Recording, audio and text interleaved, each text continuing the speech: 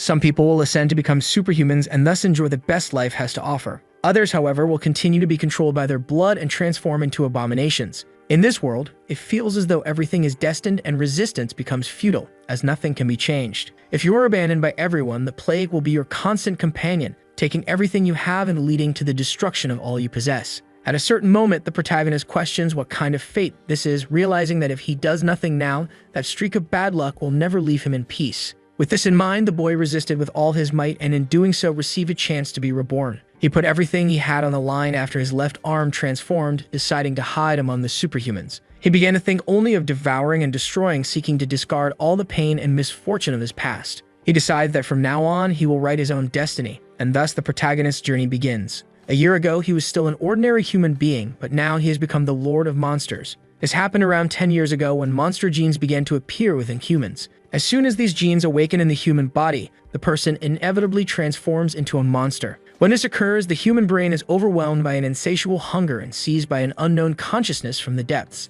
This is how the protagonist ended up becoming a monster in truth, complicit in the destruction of the entire world. He claims that no one ever believed those who transformed into monsters retained any shred of humanity. Suddenly, a purple lightning bolt strikes the ground. It is a girl who declares that she will handle it. Irritated, she calls the protagonist by his name, Etin-kun. She continues, saying he must not dare let the mutation take over his mind. Quickly, she attacks the monster with her power, questioning whether he is hesitating. The strike, however, seems to have no effect. The monster in question simply continues watching in silence. Surprised, the girl asks if Sing is truly hesitating. Smiling, she remarks that a monster who has lost its mind would not act this way. Shaking his head, the monster thinks that this foolish girl has not given up on him even after he has become this. Suddenly, the monster's expression shifts to something terrifying and he begins to roar. At this moment, he tries to land a punch on the girl, while thinking that even though he's transforming into a monster, she still keeps trying to awaken his human mind. Crying, the girl manages to hold his fists, saying this is good. Joyfully, she says he's finally back. Meanwhile, the monster thinks he's already at his limit.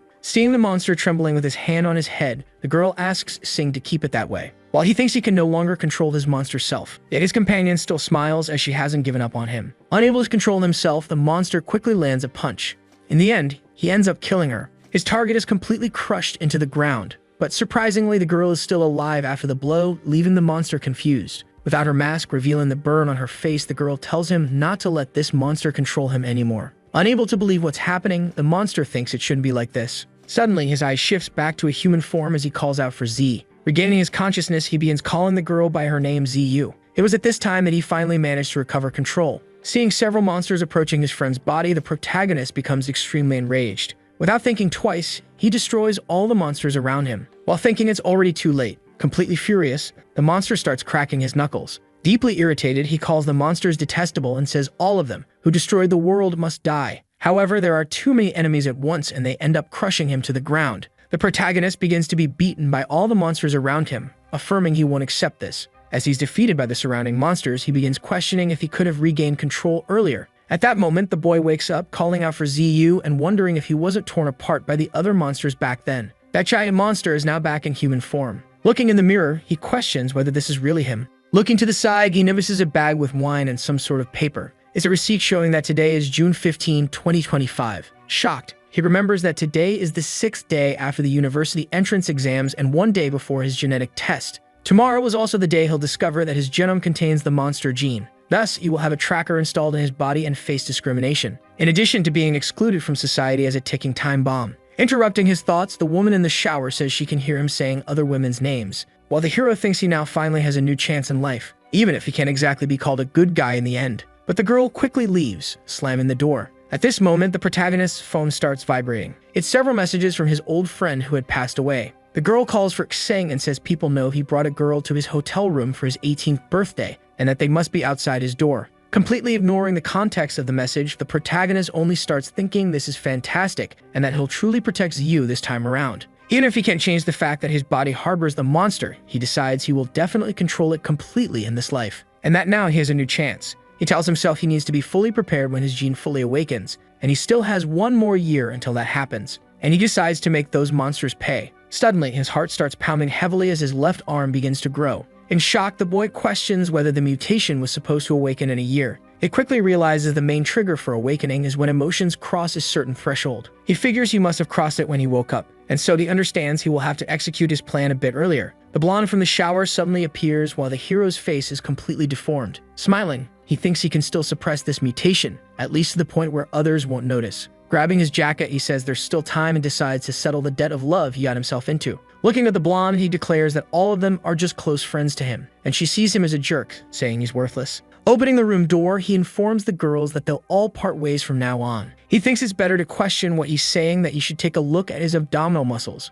Then she states she has waited for him to reach the legal age for a long time. The girls approach the protagonist, saying they should try a little first, and that they all share their love equally. Meanwhile, the hero thinks he has always had a crush on mature mommy types, and that he has found plenty of them like that. As he runs from them, he declares that he is a carrier of anomalies and would definitely kill them all. And that's how he ended things with this kind of conclusion. The pink-haired girl questions what he's saying, noting that she hasn't even tested him yet, while her companion says that even if he is, she wouldn't mind. Now outside, the boy states that all those women are liars. He remembers how, back then, all of them left when they found out he was a transmitter. All except the girl, who is still here waiting for him even now. Approaching him, Xiu comments that she could hear his heart beating for 7 beautiful friends. She then offers him a juice, saying it can heal his nature if he chooses.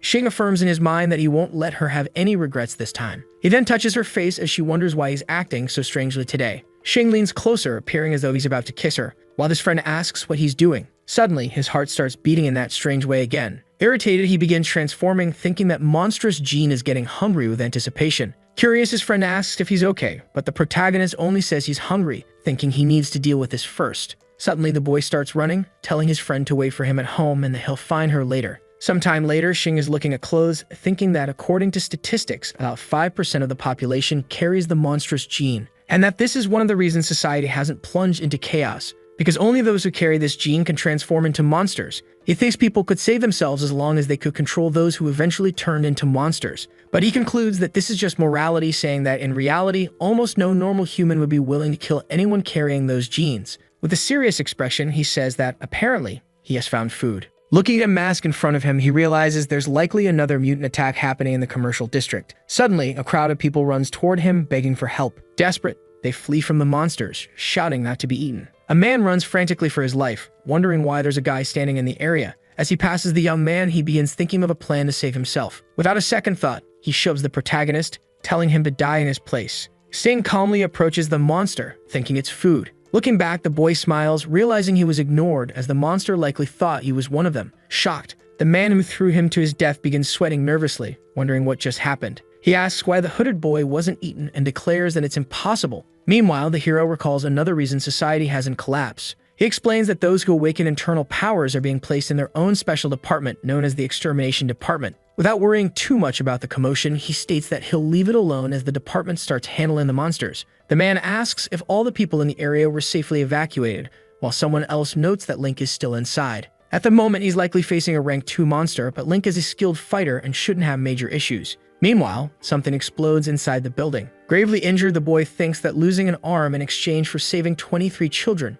is a great loss for him. Quickly, several monsters rush toward him to attack. At that moment, with a killer expression, the boy uses his metallic flame ability. He rapidly begins slicing through the monsters charging at him. Preparing to face another, he thinks he can't believe he lost his arm to a rank 2 monster, and that his reputation as a skilled fighter is at stake now. Suddenly, someone in a red hood appears to help the boy. Seeing this, his companion is surprised, as the rank 2 monster isn't a big deal, but the hooded figure defeated it with just their fists. He wonders where this rogue transcender came from, questions what their powers are, and how even the angel became so strong. Smiling, Xing looks back, saying that it seems like the place needed cleaning as well. Link then warns the hero not to lower his guard, as the rank 2 monster won't die so easily. With that, the hero charges toward the fighter, while Link tells him the boy can help bring the monsters to the security force. However, Xing ignores him and simply smiles. Kneeing him in the face, Xing apologizes, saying it's not polite to watch others eat. After the strike, Link collapses unconscious to the ground. Suddenly, the giant monster approaches behind the protagonist, calling him Skull and asking how he dared to steal its prey. As he turns to defend himself, the hero says it seems the monster misunderstood that part. Showing his mutant arm, he declares to the monster that it is the prey here. Demonstrating immense power, the hero quickly manages to destroy an entire arm of his target. Afterward, he lands a direct punch on the monster's face, and the creature realizes this is the Lord's flame, questioning why the boy possesses it. Laughing, Xing states that the prey likely won't believe this. He explains that he was the monster's master and has the necessary experience to prove it. In shock, the prey asks if it's going to be eaten since they're all of the same kind, and argues that they all belong to the king's force. It asks the boy if he intends to take on the king's power. Irritated, the monster calls the boy a traitor, declaring that he must die. And at that moment, several other monsters approach him. As he looks at the monsters, Shin questions what the monster means by the king. He asks if it's referring to the big boss, that terrifying figure, and says it's perfect since he's decided to devour it too. "You must die," the opponent states, warning that the king won't let him go so easily. Meanwhile, from outside the district, one of the men working in containment is surprised, noticing the monsters have become weaker for some reason.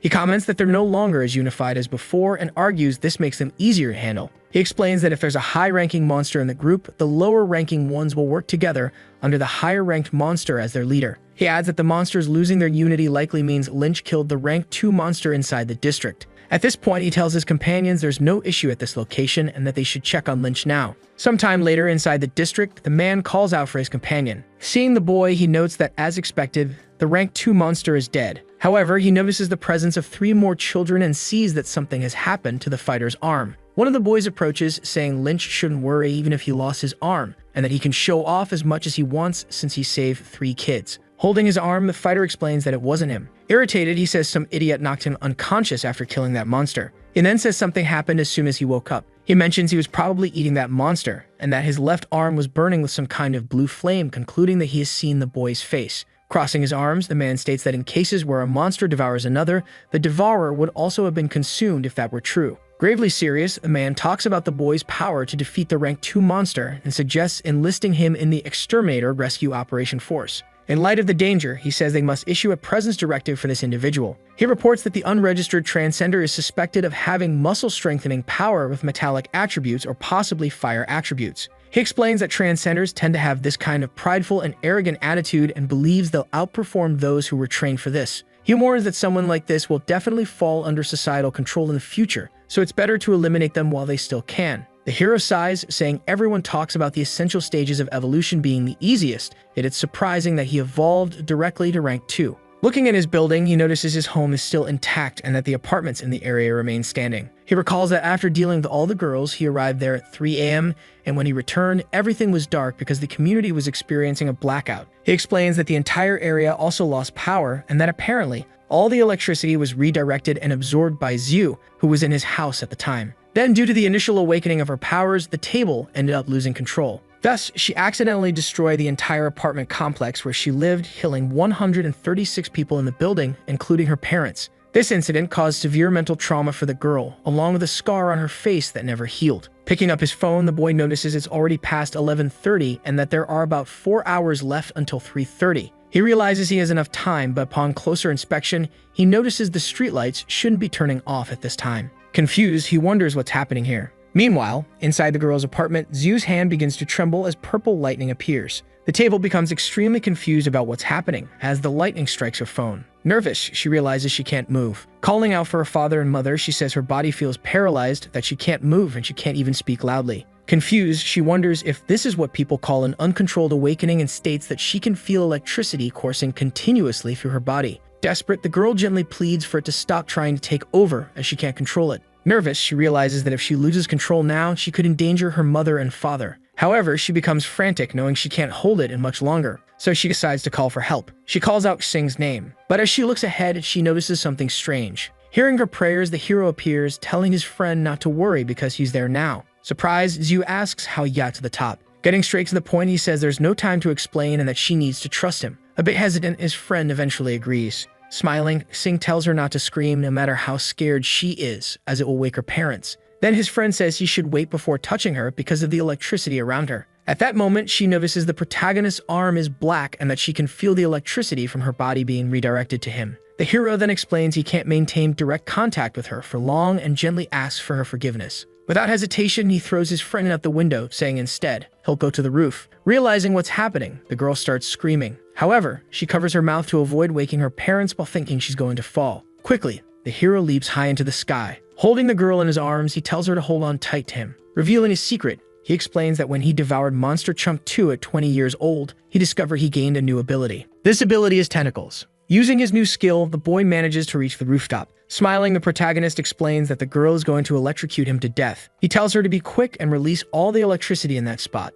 Pointing upward, he says she should release everything toward the sky. Stuttering, his friend simply agrees. Zhou begins to release a massive amount of energy. The girl releases all the energy through her mouth toward the heavens, just as the protagonist instructed. Smiling, Xing expresses relief that now those unfortunate events from the previous life won't repeat. When she wakes up, his friend notices how different the boy's hand looks. Explaining, he says he's now transformed into a monster, but is happy because he managed to suppress it to just his left hand. Irritated, Xiu calls him an idiot, saying he shouldn't say that out loud and definitely shouldn't tell anyone. She comments that he'll be in danger once discovered and that he could have come up with an excuse for it. Asking why he's laughing, he says it's serious, so he should stop joking around. However, the hero keeps laughing, saying he'll be honest with her since she asked. Smiling, he says she's the only person in this world he trusts unconditionally. However, Xiu comments that he must say the same thing to his other 7 girlfriends, but even so, he denies it, and she says no one will believe him. Spotting a shooting star, the girl says that even if it is, she won't close her eyes and make a wish with him around. However, the protagonist questions what she's talking about and says it's probably just some genetic research lab.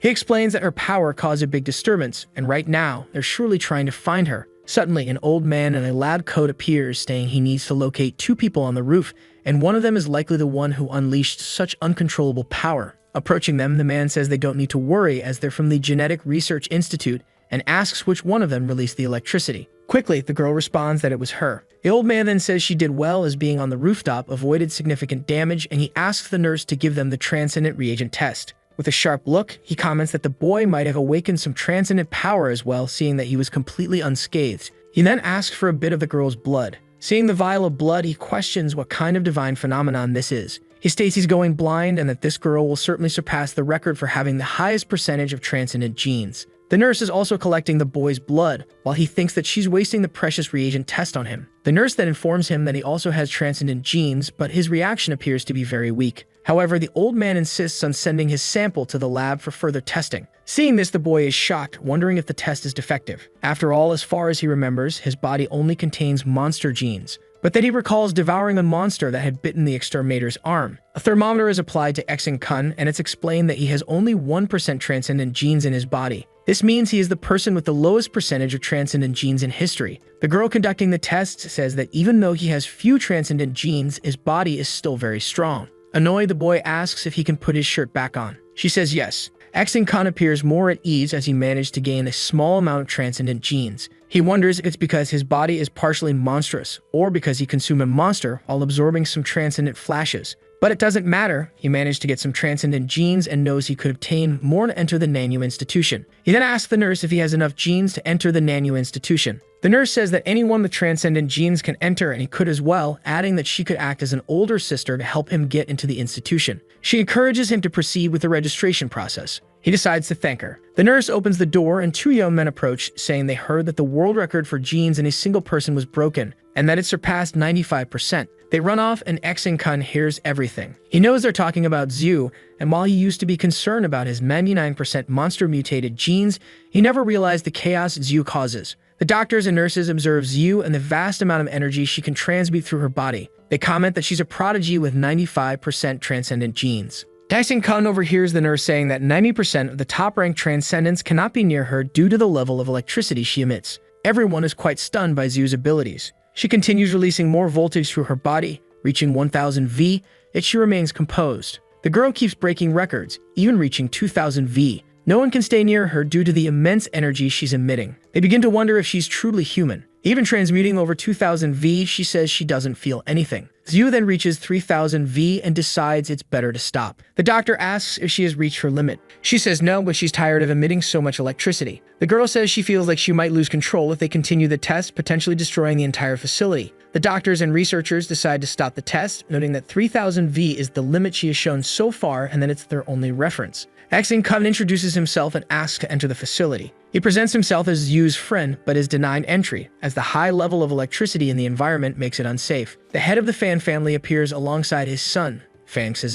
They request entry into the lab to analyze Xiu. Fang Shiz enters the room and talks to Xiu. She asks him not to come closer, as her electricity could burn him. Fang Shiz introduces himself and assures her not to worry, as he also has the power of fire, meaning nothing can burn him. He holds her hands, and she feels a bit startled by the boy. Xing then gets irritated by Fang Shiz's approach towards Xiu. Shiz's closeness to Xiu is then explained. He says that when they enter the school, they will be separated into groups, and that he hopes Xiu will join him. The leader of the Fan family then speaks to Shiz. He says that he has to leave things behind to go to another institution. The boy simply nods. Shizai then leaves the place and says he hopes Zhu will think about his proposal more carefully. Outside, Shizai tells his uncle that the girl is a genius as she has 95% transcendent genes and he wants her in the family. The phone rings. It's someone from the lab. They say they already have Kun's test results and that he has only 1% transcendent genes in his body, the lowest historical record for transcendent genes in a body. Uncle Fan evaluates that person with only 1% transcendent genes in their body is just a normal human and that the institution should not accept Kun as a student. Shizai and Kun are talking together. They are still at the examination site. Suddenly, someone tries to open the door. It is a nurse who says that Zhu's parents are at the reception. The girl is happy to meet her parents. Before meeting her parents, the girl says she is very happy to share the good news and is very proud to be at the same school as Kun again, her childhood friend. She then heads toward her parents. The nurse, big sister, remains in the room, looking downcast. Kun then questions what happened. She apologizes to the protagonist and says that his application process was denied. According to the nurse, they said that a person with only 1% transcendent genes is no different from a normal human. The boy questions why, as the nurse had said that anyone, regardless of the percentage with a transcendent gene, could enter. She says that that's what they told her. However, the nurse says she will try to help Kun reapply for a spot at the school. She says it doesn't matter if he is rejected again. She would help him try for a spot even 80 times if necessary. The boy then thanks the nurse for her support but says it won't be necessary. Since they chose to keep him away and determined that 1% genes aren't enough to enter the school, the nurse could get into trouble if she tried to help. So he thanks her and says it's not necessary. Lost in thought, Kun thinks he will need to use his monster genes to enter the institution. At that moment, the nurse's phone rings. She reads the message and says they are now considering that Kun does have the necessary genes to enter the school and that they will give the boy another chance. He wonders what the directors are thinking to approve him. It is explained that there will be one final test, and those whose powers haven't awakened yet will participate, and if they pass, they can enter the institution. The boy agrees to participate. Elsewhere, Shizai and his uncle Fang are talking. They talk about the final test, which was Kinchi's idea. Fang states that this test is just a break from the rules. He analyzes that if the boy passes the test, it will be a slap in the face, as passing with only 1% mutation would be very difficult against some of the students participating in the test. Thinking about the Fang family's reputation, Shizai says they will prevent the boy from passing that test and protect the family and uncle's reputation. Fang declares that Kun will not pass the test, as with 1% genes, he is not allowed to enter the world of transmuted beings. Far away, two workers are talking. One notices the other isn't acting normally. He says he's fine, just overwhelmed with work. He then sees a phone on the ground. He picks it up and sees a message saying over 1 million has been deposited, which is far more than the value of losing his job. He then goes to talk to his boss and says he doesn't want to continue working for the company. That said, the participants of the final test to enter the school are introduced. Kun is presented as a male participant, 1.87 meters tall, with only 1% transcendent genes. They believe the boy has not yet awakened. It is explained that the 10 million deposited is in the account of one of the employees who will try to rig Kun's test. The employee then says it's the easiest job of her life and assures her she will indeed manage to deliver the tampered test for Kun. Days later, the students prepare for the final test. Kun is observed through the cameras in the control room. The researcher then wonders how Kun is still present since it seems he hasn't eaten in days. He appears very thin and frail. They then laugh and say that no one will need to sabotage the boy's test because he will fail on his own. While other people have their energy reserves completely full, Kun is extremely hungry. He states that he wants to eat everyone there and that their bodies have some genes that are not yet awakened, which is what he needs. The rules of the final test are announced by the employee who is paid to tamper with Kun's test. She then says there are 17 participants. Then she corrects herself and says, in fact, there are 18 participants as an extra one was allowed for that day. She states that the extra person is not a student. Everyone turns around and finds Kun looking extremely hungry. She then explains that there are only 3 tickets available for those who wish to return to the school. The students accept this, understanding that 18 people are competing for the 3 tickets granting a return to the school. Kun cannot focus on what is being said. He only thinks about eating and how hungry he is. The protagonist is then called to take the test. He notices the sarcasm in the woman's voice. He also sees blood on the gate where he will begin the test. Being highly intelligent, he realizes that this blood could attract more monsters to the area. The employee who was paid to tamper with the test says that once the test truly begins, all the monsters will head straight to where Kun is as he is covered in blood. She explains that these monsters are 5 times stronger than humans, and because of that, Kun is unlikely to survive. She says the boy's only chance of survival is to escape through the door behind him. However, to do so, he would have to survive the test in order to open it and escape. Furthermore, she emphasizes that they will not stop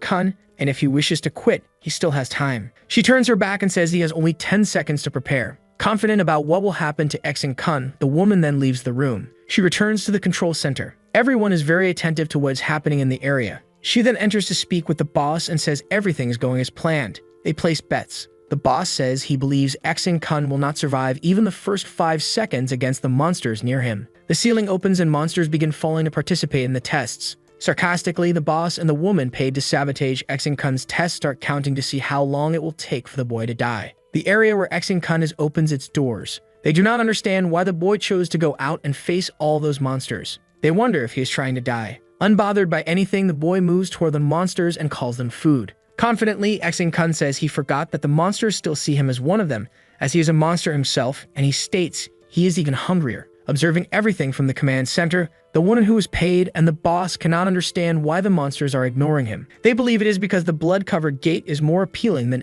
Kun himself. The boy then manages to grab the first ticket, leaving everyone in shock since the monsters didn't go after him. At this moment, another competitor appears and says the first ticket belongs to him, trying to snatch it from the protagonist's hand. He mocks Kun, saying his powers are not intimidating and wants to know if the boy will be scared by him or not. At this moment, a massive monster heads toward the boy. The boy becomes terrified and questions what's happening in his mind. He believes the monster was created directly by his thoughts. Starving, Kun then transforms into a monster, scaring the boy who tried to take his token. In complete surprise, the boy questions whether his mental strength is even greater. Kun's monsters then come to life and everyone questions how he looks more like a monster than a human. All the monsters present at the scene move toward the bloodstained cage, completely ignoring the opponents in the center of the battle. After noting the presence of another boy besides Kun on the battlefield, the monsters head toward the blue-haired boy, who is surprised. Kun speaks to the monsters, saying he knows they want to eat the person behind him, but he declares that he is the one truly hungry and wants to eat first. He then feeds on the monster's genes and says that after months he has finally received a substantial meal. At this moment, he thanks his brothers. The monsters revolt against Kun. He asserts that he only ate a little, yet he is being treated as the enemy. In this case, he doesn't understand what's happening. The people in the control room also don't understand why Ying is completely cornered and why the monsters around him are not attacking him. Wu Ying then shouts, calling Kun an idiot, saying he couldn't possibly kill a monster like this, meaning a massive monster. As he speaks, the protagonist attacks the monster, which collapses beside him. Everyone watches in disbelief at what is happening, seeing Kun practically playing with the monsters instead of defending himself as expected.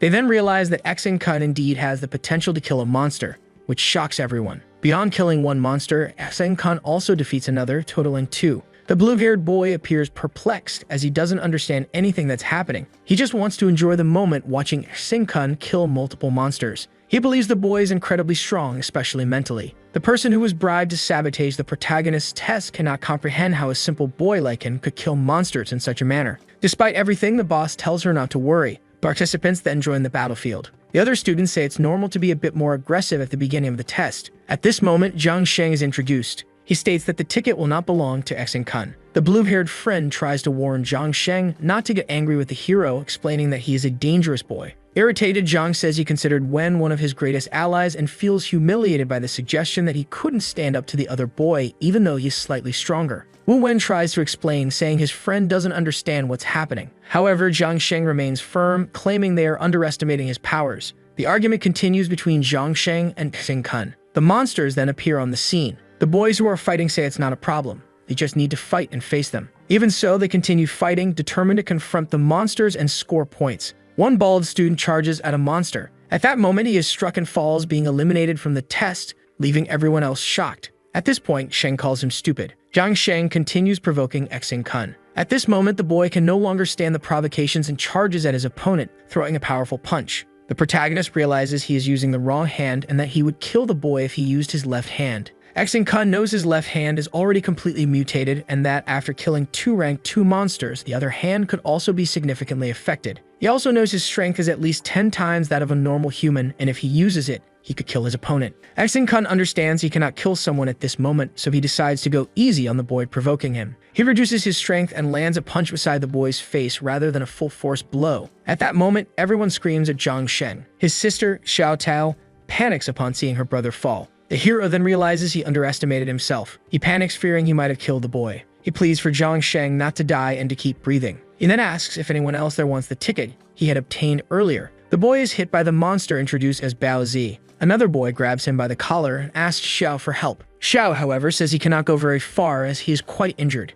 Kun tells him to go help his companion and offers to pay him 50 coins if necessary. Noticing that the boy wouldn't make things easier, Xiao apologizes and hands the ticket back, saying that the ticket belongs to Kun and that he can keep it. The boy thanks him and leaves. In the control center, no one understands how this happened or why everyone is bowing to the protagonist. The control center then takes action and decides to put even more pressure on the participants, sending monsters numbered 21 through 23. According to the explanation, monsters ranked above 20 are even stronger than rank 1 monsters and could easily kill everyone present. The boss then says not to worry as no one will die, much less Kun. He states that the boy will not die and that probably only his powers will awaken. He goes on to explain that monsters ranked above 20 are in an experimental zone, and the door separating the experimental zone from the other zone has already been opened. The gates open, allowing the monsters to enter the battle zone. As soon as they fall into the battlefield, the monsters begin attacking the people there. According to the control center, it would not be able to use the emergency button if they were eaten by the monsters. The boss then says that all participants were already prepared for death when they decided to participate in this test, so it's normal to expect someone to die and they shouldn't worry. The woman who was bribed to sabotage the boy's test says she cannot allow this and that it would be a death sentence if someone was found in such conditions on the battlefield. The director tells her not to worry, promising her 10 million as payment for the favor and that he would also send her out of the city if she wished. She says she's interested and agrees to take action on the battlefield. Meanwhile, on the battlefield, Kun continues dominating the monsters. No one understands how he manages to do it so easily, controlling all those monsters as if it were no challenge. Zhang Sheng then appears severely injured, especially from a punch to the face. His sister is worried about him, but he refuses to give up. She apologizes to the protagonist for what she caused after saying some things to him. The boy says it's okay and tells her not to worry. The siblings then decide to team up to overcome the protagonist, claiming it's the ultimate challenge. The boy says it's fine as he has already eaten. He then becomes irritated and warns the siblings. The people there look terrified, especially the siblings who didn't expect this. Zhang Sheng, being the eldest, orders Xiao Tao and the other brother to leave the area. He then charges at the monster, shocking everyone, especially Xiao Tao, who continues screaming desperately, thinking his brother is about to die. The monster stomps on Zhang Sheng. They then realize that rank 2 monsters are currently on the battlefield. Kun realizes that someone is trying to sabotage his test as much as possible. Because of this, they are introducing extremely high-level monsters to try to prevent him from passing and entering the school. On the testing field, the characters are attacked by a monster. It's suggested that Xiao Tao stay with the others, given that Zhang Sheng is dead. The girl refuses, claiming her brother isn't entirely dead yet. The nearby people are deeply distressed by what just happened. Xiao Tao then screams in despair as the monster grabs her brother by the legs. He is bleeding profusely. In a desperate act, she begs the monster to release her brother. The monster roars and she falls to the ground in despair, realizing she couldn't achieve what she wanted. Crying, the girl apologizes her brother. She says she thought she could stay with him but realizes she cannot. At that moment, Kun appears and quickly pulls the girl away from the monster. He says they could still be alive, but they might die together if she continues to stay in that place. He then asks if she is stupid. Xiao Tao remains desperate and inconsolable. She says she won't let the monsters eat her brother. Kun tells her to wait for a moment. He runs toward the monsters. The protagonist assesses that if the monsters eat Zhang Sheng, they will reach rank 2. However, if he kills the monsters, he might further mutate his left arm. He chooses the second option and faces the 3 monsters. Xiao Tao is surprised to see that the boy is really going to fight 3 monsters just to save her brother. Zhang Sheng is about to be eaten when Kun steps in to confront the monsters. He says he doesn't see the monsters as enemies. Quickly, he launches an attack on the monsters, forcing them to release Zhang Sheng. He manages to free the boy from the monster's claws and is left alone with the 3 most dangerous monsters. Zhang Sheng wakes up, not fully understanding what just happened. He realizes that he was saved from the monsters by Kun. Even so, he still feels a lot of pain and notices that he is dying. Xiao Tao, seeing the scene, runs to her brother. She explains that Kun saved him from death. Zhang Sheng then says his sister should pay the hero Kun. However, before he can finish saying with what, she slaps him. He asks if she is trying to kill him. He then looks at her very annoyed and says they both need to leave the testing field immediately. Xiao Tao still tries to argue, pointing out that the card was left behind. However, she understands that they need to leave immediately. Xiao Tao and her brother Zhang Sheng then leave the testing field. Meanwhile, the protagonist continues fighting the monsters. Kun tries to reason with the monsters, explaining why they should leave him alone. He states the level of his ranking. He says that if he can fuse all his powers in less than 10 seconds, he would kill the monsters. Kun then unleashes a powerful attack on the monsters. While dealing with the monsters, Kun notices that the ceiling is opening again. This indicates they are advancing in the test. Elsewhere, Shang Kang is with his sister. He says their lives are much more important than being in a testing field. He then presses a button. After pressing it, they notice it causes a blackout in the area, plunging everything into darkness. At this moment, Xiao Tao notices the presence of several monsters attacking them. People begin to run as the blackout has caused various monsters to break loose in the testing field. A fight for the ticket ensues. A boy at the center is attacked by many others. Each one shouts something. Some want power, others want to awaken, and others want to return to the academy. The character holding the ticket gets furious. When he realizes it, he is surrounded by monsters. He doesn't understand why so many monsters are near him. From an upper floor, a character observes. She says she had to destroy all the test's electrical backups. And this is all Xing-kun's fault. The person explains that if it weren't for him, all the people there wouldn't be at risk of death because of the monsters. Xing-kun then observes and confronts her. The boy sees Xing-kun being attacked by the monsters. He adds that the next day he will leave the country and live the rest of his life comfortably while the protagonist stays there fighting monsters and probably dying. At this moment, Xing-kun, irritated, launches a power toward the boy. Mocking him, thinking it will do nothing, the boy is grabbed and falls to the lower floor, right where the monsters are. Desperate, he begs Xing-kun to save him. Xing-kun refuses, saying there are too many monsters in the area and that he cannot save all the participants, let alone the boy who had mocked him just moments ago. The protagonist then pushes one of the monsters toward the boy, claiming it was accidental. At that moment, the boy is attacked by even more monsters and dies. The monsters then turn against Xing-kun, calling him a traitor. They accuse Xing-kun of lying to them about his ranking level. They also say that if they had known this earlier, they would have devoured Xing-kun long ago. From afar, in another room, a researcher watches and says he needs to put an end to everything happening on the other floors. He says that the monsters have already eaten more than 30 participants and that this needs to stop. He then walks for the last door connecting to the second level and tries to close it. Once he manages to do so, everything is over. Upon reaching the second level, he notices that the men who were part of the control center are unconscious. He shakes them and demands that they wake up. Confused about what happened, they have no idea why they ended up in that state. Irritated, the boss asks what caused the blackout on the testing field. The control center staff claim they are not at fault for what happened. The boss, increasingly frustrated, tells them to stop blaming others and just accept that they made a mistake during their work hours. He demands that they resolve the issues as quickly as possible. They respond that it will take over an hour and a half, which enrages the boss even more. The researcher points out the penalties they will have to pay for the problems caused during the experiments, stating that the fines will come out of the salaries of those who are asleep. The argument continues, and the boss insists that they restore everything that was lost as fast as possible. Xing-kun realizes that a blackout has occurred, services are down, and all the doors are locked. Feeling confident and at ease with the situation, the boy says that he can finally transform without any problems. He begins to transcend. He continues, stating that he truly prays others won't be born with monster genes in their next lives. The protagonist appears as if he's going to vomit, claiming it's because he must have eaten too much and all that energy is making him feel sick. As he talks to himself, he strikes one of the monsters. He adds that he cannot afford to feel sick at this moment as he is in an extremely important battle against the monsters with transcendent genes. The monsters keep calling him a traitor, accusing him of possessing far more power than he had revealed. Xing-kun orders the monsters to shut up, explaining that when he mentioned his comrades, he wasn't referring to the monsters, but to the original owners of their bodies. Angrily, he continues, saying that the ones who stole his comrades' bodies were in fact the intruders, the parasites. The protagonist declares that he will destroy them all and force them to call him king. He notices something strange. His left hand begins to show some signs, and he realizes he has enough energy to use all of his transcendent genes to kill the monsters. The boy starts recalling all of his experiences with monsters to figure out the best way to annihilate those present. He knows the monsters are connected to one another and that, to defeat them,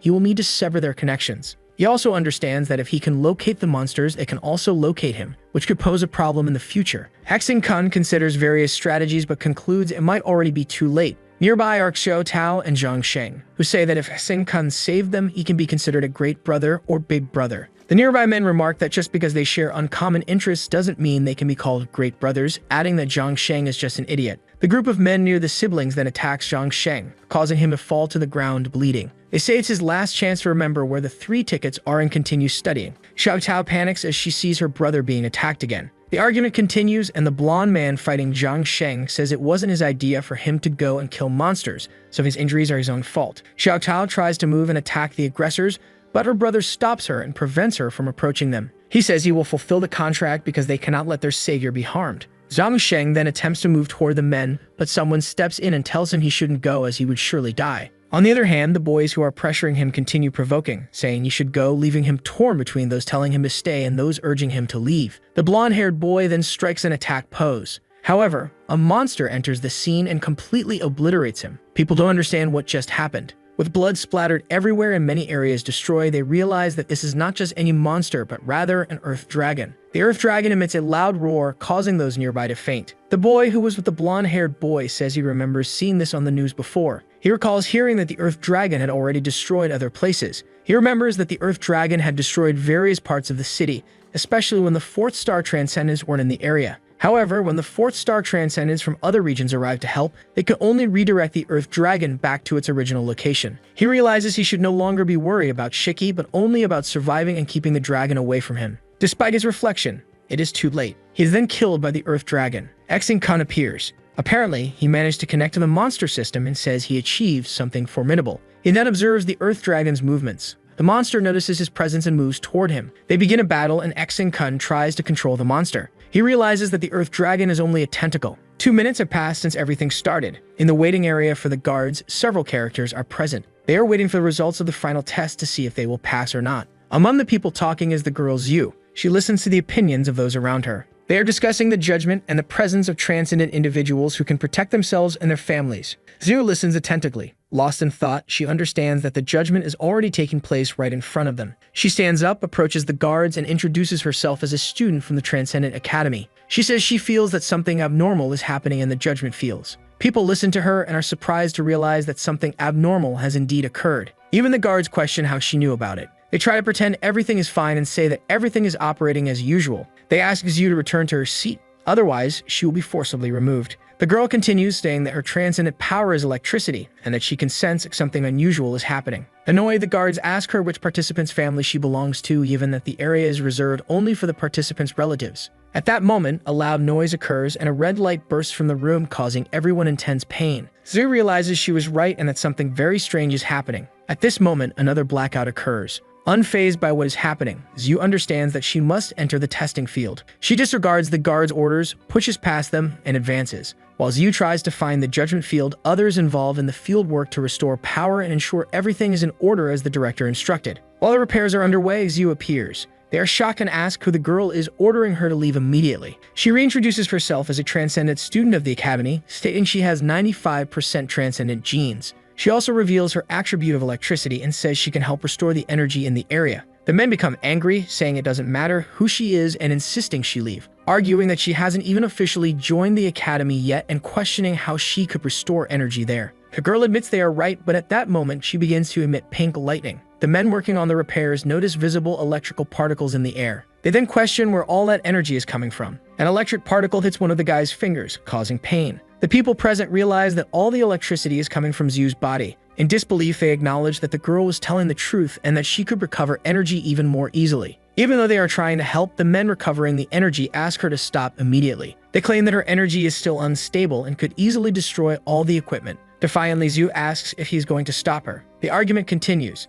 Zhu wants to help restore the energy, while the man insists she will destroy all the government equipment. A weapon is pointed at Zhu during the argument. The girl remains still, and the man trying to recover the energy says he will approach her and end it. Meanwhile, Shingun is near the Earth Dragon. He throws the flame of the Lords toward the monster. The battle between the two continues. Shingun realizes that the powers he is using are not enough. Even so, he keeps trying. Several black teeth emerge from the Earth Dragon. Shingun doesn't know how to deal with them. He then unleashes the strongest power he can. While Shingun's battle with the Earth Dragon continues, Zhu is in the hands of the men trying to recover the energy from the site. They state that she has energy genes in her body, but that she is just a little girl who recently entered school and therefore cannot have the capacity to help them. Despite being threatened with a weapon, Zhu remains calm and resolute. Suddenly, a shot is fired. The guards, scared of what was happening, pull the trigger. Even so, Zhu stays still. The bullets head toward her, but none reach her. She then realizes it wasn't luck. Due to all the electricity circulating around her, she is able to create a magnetic field, which repelled the bullets.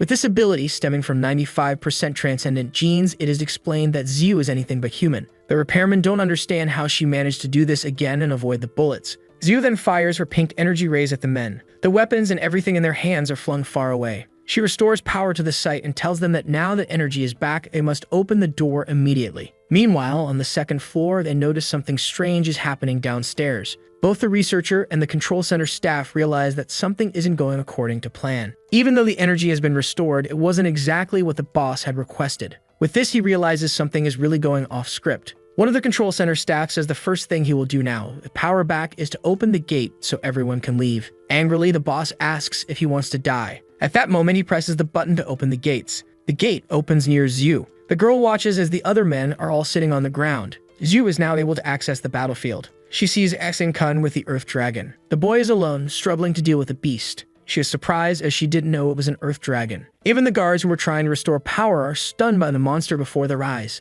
Until then, Zhu hadn't realized Kun was among the dragons. She is shocked to see her friend so close to the creature. Noticing her friend is in trouble, she releases pink rays toward the Earth Dragon to help him. A new blackout occurs. Upstairs, the boss tries to understand what is happening, the cause of the new blackout, and why pink energy particles are rising toward him. He doesn't understand the level of energy occurring below and questions its cause. Far away in the Exterminator department, people are discussing where so much energy surrounding the city is coming from. They say the high tension is overloading houses and that it is probably coming from Zhu. Back on the battlefield, Kun notices the energy and realizes it is indeed coming from Zhu. He believes it's a big help. He asks that before the girl intervenes, he be allowed to launch one more attack at the Earth Dragon. He launches the attack and Zhu enters the battlefield. With the help of the electricity dissipated by Zhu, Kun manages to escape. The boss simply observes and believes that the people involved must have something to hide. He then considers that the appearance of the Earth Dragon is an incredible stroke of luck for him. The researcher assesses that the Exterminators should arrive at the site in 2 to 3 minutes, which is enough time for the Earth Dragon to kill them both without anyone knowing. He then orders the Control Center team to block the Earth Dragon before the Exterminators arrive. The team follows the order. Zhu and Kun, who are leaving the area, sense that something is wrong. Kun says he will wait a bit longer since the Earth Dragon has blocked everyone there. He understands that the third stage of evolution is even more intense. He then activates an alert signal, and before he realizes it, the researcher is near him, launching a powerful attack. Kun shields himself and protects Zhu. The boss is furious at what just happened. He cannot comprehend how Kun can handle the Earth Dragon while also dealing with his attack. Kun then transcends and begins transforming into a monster. The researcher is shocked to see Kun transforming into a monster. He questions what he is witnessing as he didn't know that transcendent abilities could result in such a transformation. They know the 5 primary attributes are metal, water, wood, fire, and earth. Some special evolutions might involve ice or water, but none of these powers result in a monster-like transformation as Kun is undergoing. He wonders if the protagonist is truly a transcendent. After much speculation, he declares that he doesn't care what Kun is, he will kill him. He tries to throw spells and potions at the protagonist. The boy defends himself with his arm and manages to handle the situation. The boss realizes that Kun is indeed a monster and not just an ordinary boy as he once thought. Kun then manipulates flames that cause the metal launched at him to melt. The researcher is even more stunned as no monster possesses attributes like Kun's. He concludes that Kun cannot be just any monster with all these attributes, making him an extraordinarily rare phenomenon. The boss notes there is only one possibility for monsters to have such attributes. In this case, only individuals ranked at level 4 or higher could possess them. He realizes that Kun is ranked at the same level. Without hesitation, Kun continues launching his powers at the man. The boss remarks that Kun doesn't seem human, but rather a complete monster. Kun remains aware that he needs only a few more minutes. He knows that when the Exterminators arrive, they will undoubtedly kill the Earth Dragon. However, he also knows that if he doesn't handle the situation now, he may never return to this human form and will remain a monster forever. The boss keeps launching powers and tries once more to throw golden medals at the protagonist. Several spears are launched. The researcher realizes he doesn't have enough power to handle the situation and is certain he will die there. He continues claiming that the Exterminators will arrive in a few minutes and will not let Kun leave alive. He adds that the boy is a monstrous enemy of humanity and that no one will help him outside this area. Frustrated and knowing his end is near, the boss tries to utter various words to make Kun feel guilty for being a monster. He looks at Zhu and questions why she is by Kun's side, given that he is a monster. Zhu defends her friend, stating that he is not a monster, he is just Kun. She then releases a powerful energy attack toward the man. Kun responds by saying that if the world couldn't tolerate the presence of monsters, they would have simply killed him already. The Exterminators then arrive at the scene. Kun instructs Zhu to stay away from him and pretend she doesn't know him. He states that he doesn't know if he will be able to reverse his left arm. The girl grabs her friend's arm and says she will stay by his side, and if he goes to hell, she will go with him. They then hear the Exterminators entering the area, announcing that they will rescue any survivors they find. The men who have been working on the battlefield trying to restore power reappear. They state that now that all the battlefields have been destroyed, they won't stay silent anymore. The Earth Dragon reappears and attacks them. Everyone is thrown far away. The people in the control center are shocked by what just happened. They notice that the director has also disappeared and decide they need to flee, as there is no one left to try and save them. The Earth Dragon then unleashes another attack on those who remain. The people there feel intense pain. They realize they are going to die and that since they can no longer run, High Capito has fled. At that moment, they notice the presence of an exterminator. A girl with long purple and green hair enters the area. They ask why she is holding a pipe and who she is. Another person says they don't care and just begs her to save them. She notices the presence of the Earth Dragon. Using the pipe in her hand, she releases jets of water. She then questions if this was what ruined her blind date. The survivors start wondering if she is planning to kill them all as she unleashes a massive water blast toward the dragon. Everyone pleads for help. The girl in the control center realizes that this water element is only used by those from the highest ranking in Transcendence, which means she must be a legend. The Earth Dragon is unable to move after being captured by the water. The people then realize that the girl with long hair is the strongest guardian of the destruction of the Transcendent and conclude that she must be Shang Guanhui. Introducing herself as Shang Guanhui, she approaches and instructs everyone to evacuate the area as quickly as possible, adding that arrangements are being made to ease this situation. Elsewhere, Kun and Xiu try to reverse the protagonist's arm, which remains transformed into that of a monster. He says he will need some time but cannot let the exterminators find him like that, as they might kill him. The girl stays in the room while the boy quickly leaves. Kun hides as Xiu tries to divert the exterminators to another area. She tells them she heard some noises from the next room, ensuring they don't find Kun hiding. While she stalls the exterminators, Kun focuses on trying to regain control of his arm. He concentrates and says he will first strengthen the bones even more. He realizes this is just 1% of the transcendent genes he received on the first day of his reincarnation. Kun begins to understand the genes that have been transmuted within his body. To stabilize the monster genes, he must seek help from the transcendent genes, which will aid him in regaining self-control. In another area, the exterminators thank Xiu, saying that thanks to her, they were able to easily locate 3 survivors. Xiu then notices something is wrong with her companion Kun, as a loud noise comes from where he is hiding. The exterminators also hear the noise and suspect something unusual, wondering if it's a monster. Xiu starts to panic, questioning if Kun will be discovered. She tries to shout to divert the exterminators' attention again, but they order her to be silent, saying any noise could attract monsters. The girl repeats to herself that even if Kun is discovered and forced out of society, she will follow him wherever he goes. The exterminators approach the door where Kun is hiding. At that moment, the protagonist emerges from behind the door with his arm completely normal. He says he was just sleeping and asks the exterminators what is happening. Realizing they were dealing with a human and not a monster, the exterminators admit that Kun scared them. They report to the captain that they have found a total of 5 survivors below. Xiu then whispers to her friend, asking if he's okay, and he says he's doing great. He explains to her what he did, saying he encased all his bones with his body, similar to how the Earth Dragon uses its black teeth. While he talks to Xiu, the enforcers begin evacuating the survivors from the area. The enforcers believe they have managed to subdue the Earth Dragon. However, they don't know that the Earth Dragon is merely a 4th-generation transcendent and that what they're seeing is only a tentacle of the creature known as the Earth Dragon. The story then explains that this monster is incredibly massive and resides deeper than humans can comprehend. The survivors are rescued and taken out of the area. A building appears completely destroyed. On top of it, 2 individuals are fighting. It becomes evident that one of these individuals is Kun and Xiu's teacher. On the other side is a massive monster. Kun wakes up. He says he doesn't have time to waste leaving the area. It's with Xiu and another person whose identity is unclear. They walk toward the institution's building. All the students, including Xiu and Kun, are carrying luggage. The students discuss the goal of becoming 5-star transcendents. Kun declares he will achieve that in 1 year, surprising Xiu, who questions him, stating that as far as they know, a 4-star ranking is the highest and strongest in this world.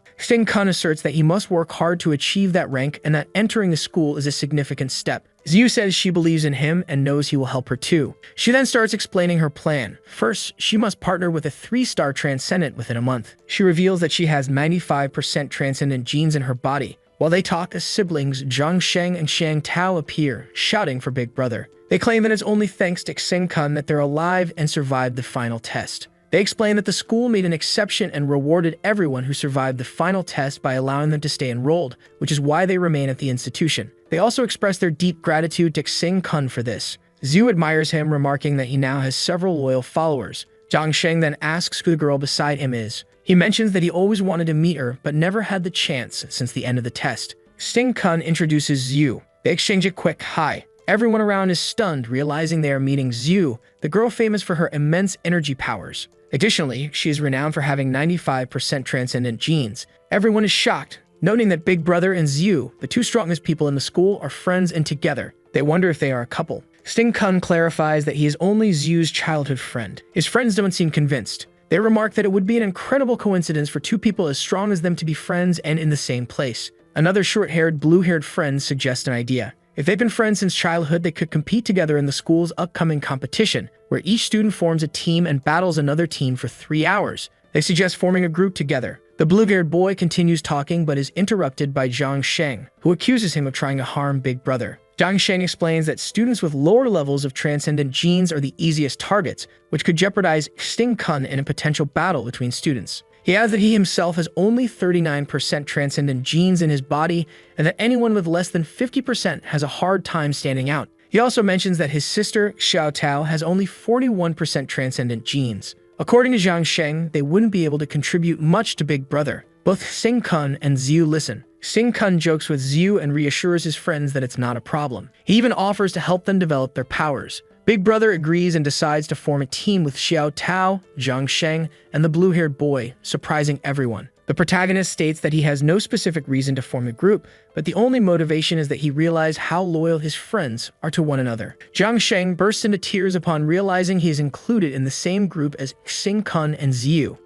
Xing Kun then lays out the new objectives now that they have formed a group. The protagonist also says he will start giving some lessons to help his friends evolve and awaken their abilities. The boy with blue hair takes the opportunity to ask how many transcendent genes Big Brother has. He doesn't answer, saying only that he will meet his friends soon and will have a surprise for them. Zhang Sheng scolds the boy with blue hair, stating that Xing Kun's transcendent genes are greater than he could imagine. Hu Liang is introduced as the class teacher. He explains that if students fail to awaken their transcendent powers this year, they will have to leave the institution. He then asks who has returned after the final test, revealing that about 50% of the students are in this category. The teacher continues talking about the rules and how the academic year will proceed. Zhang Sheng raises his hand high and shouts to the teacher that he is back. The teacher responds by telling the student that if he cannot awaken his abilities this year, he can leave the class and the institution. Everyone laughs. The boy says he will do his best. It is then explained that until a student awakens, the teacher will call them by the percentage of transcendent genes they have if it is below 50%. He will only call them by name once they awaken. Wu continues talking about how much he enjoys being a teacher and how this class will be special to him. An instructor then announces that there is a special person in the room,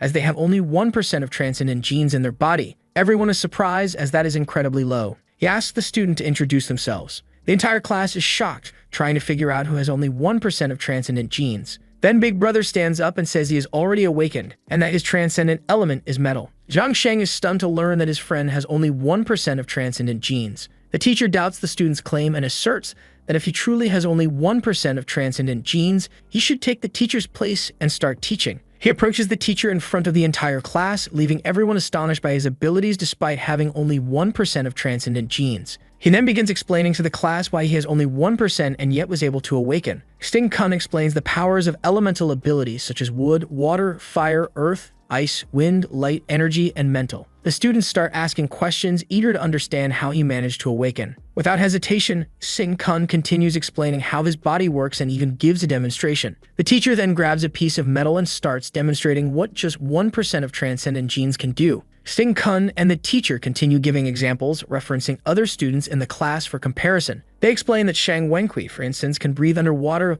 with maybe 1% of transcendent genes. Xiu, on the other hand, can handle at least 3,000 volts of electricity with no problem. The teacher adds that if someone were to have 300% of transcendent genes, they should be called a god. The teacher offers to help Xing Kun, but witnesses the student's incredible ability to attract metal toward him. The teacher realizes that Xing Kun's awakening wasn't just a miracle, but something that happened for a reason. The teacher then says he will teach Xing Kun the difference between 1% and 8%, proceeding to fire various powers at the student. All the students watch the scene in shock at what they are witnessing. The teacher begins to grow tired and disoriented from expending so much power against the student. Meanwhile, Big Brother continues deflecting and defending against the teacher's attacks until at one point he says he can't hold on much longer and flies far away, claiming the situation has become excessive. The teacher believes Big Brother lost to him on purpose and doesn't understand why he wouldn't let himself be pushed further. The students are thrilled with the situation and what they just witnessed before their very eyes. The teacher thanks Xing Kun for the demonstration and says that this was the first lesson of the school and the class.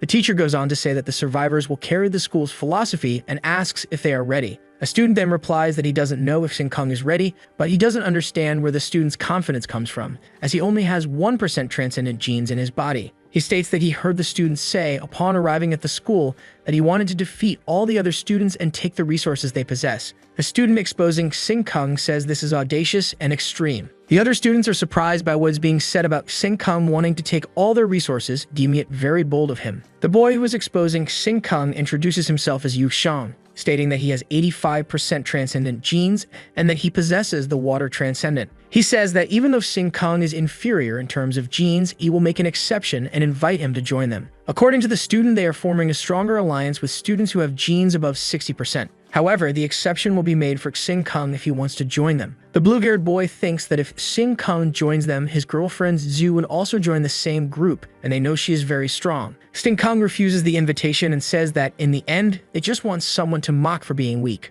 The boy then gets irritated and asks who the protagonist thinks he is. He continues to humiliate Sing-kung, stating that he only has 1% transcendent genes in his body and therefore is not qualified to be in a transcendent institution. The blue-haired boy keeps humiliating Sing-kung, asserting that he only passed the final test because Zyu saved him. Even so, the protagonist seems unfazed despite hearing the harshest insults. The boy with the water power then says he will no longer accept Sing-kung among them, and that regardless, they will form an even stronger alliance. Sing-kung, remaining composed, wishes them good luck and says he will be praying for them. The boy turns his back, visibly annoyed. The teacher then questions why Sing-kung said that, and he replies that there was no specific reason, he was just encouraging him to be honest from now on. The teacher announces that the freshman competition will begin. He tells all students to collect their kits and tokens, and mentions that the competition will take place in the forest outside the school. He gives Sing-kung 2 tokens. Outside, the teacher gives the final instructions. He asks the students not to leave the forest. He continues by saying that in 1 hour, everyone should return and that the students' abilities will be evaluated there. He then starts the competition. Zhang Sheng and Xiao Tao say they will join Big Brother, while the blue-haired boy says he won't stay in the group with them. Annoyed, the siblings ask what Wu Wing is thinking by saying that. He replies that he has to prioritize himself and that he imagined Sing-kung had more than 1% transcendent genes in his body. He states that with his own 49%, he is much stronger and will no longer make this exception by joining Sing-kung.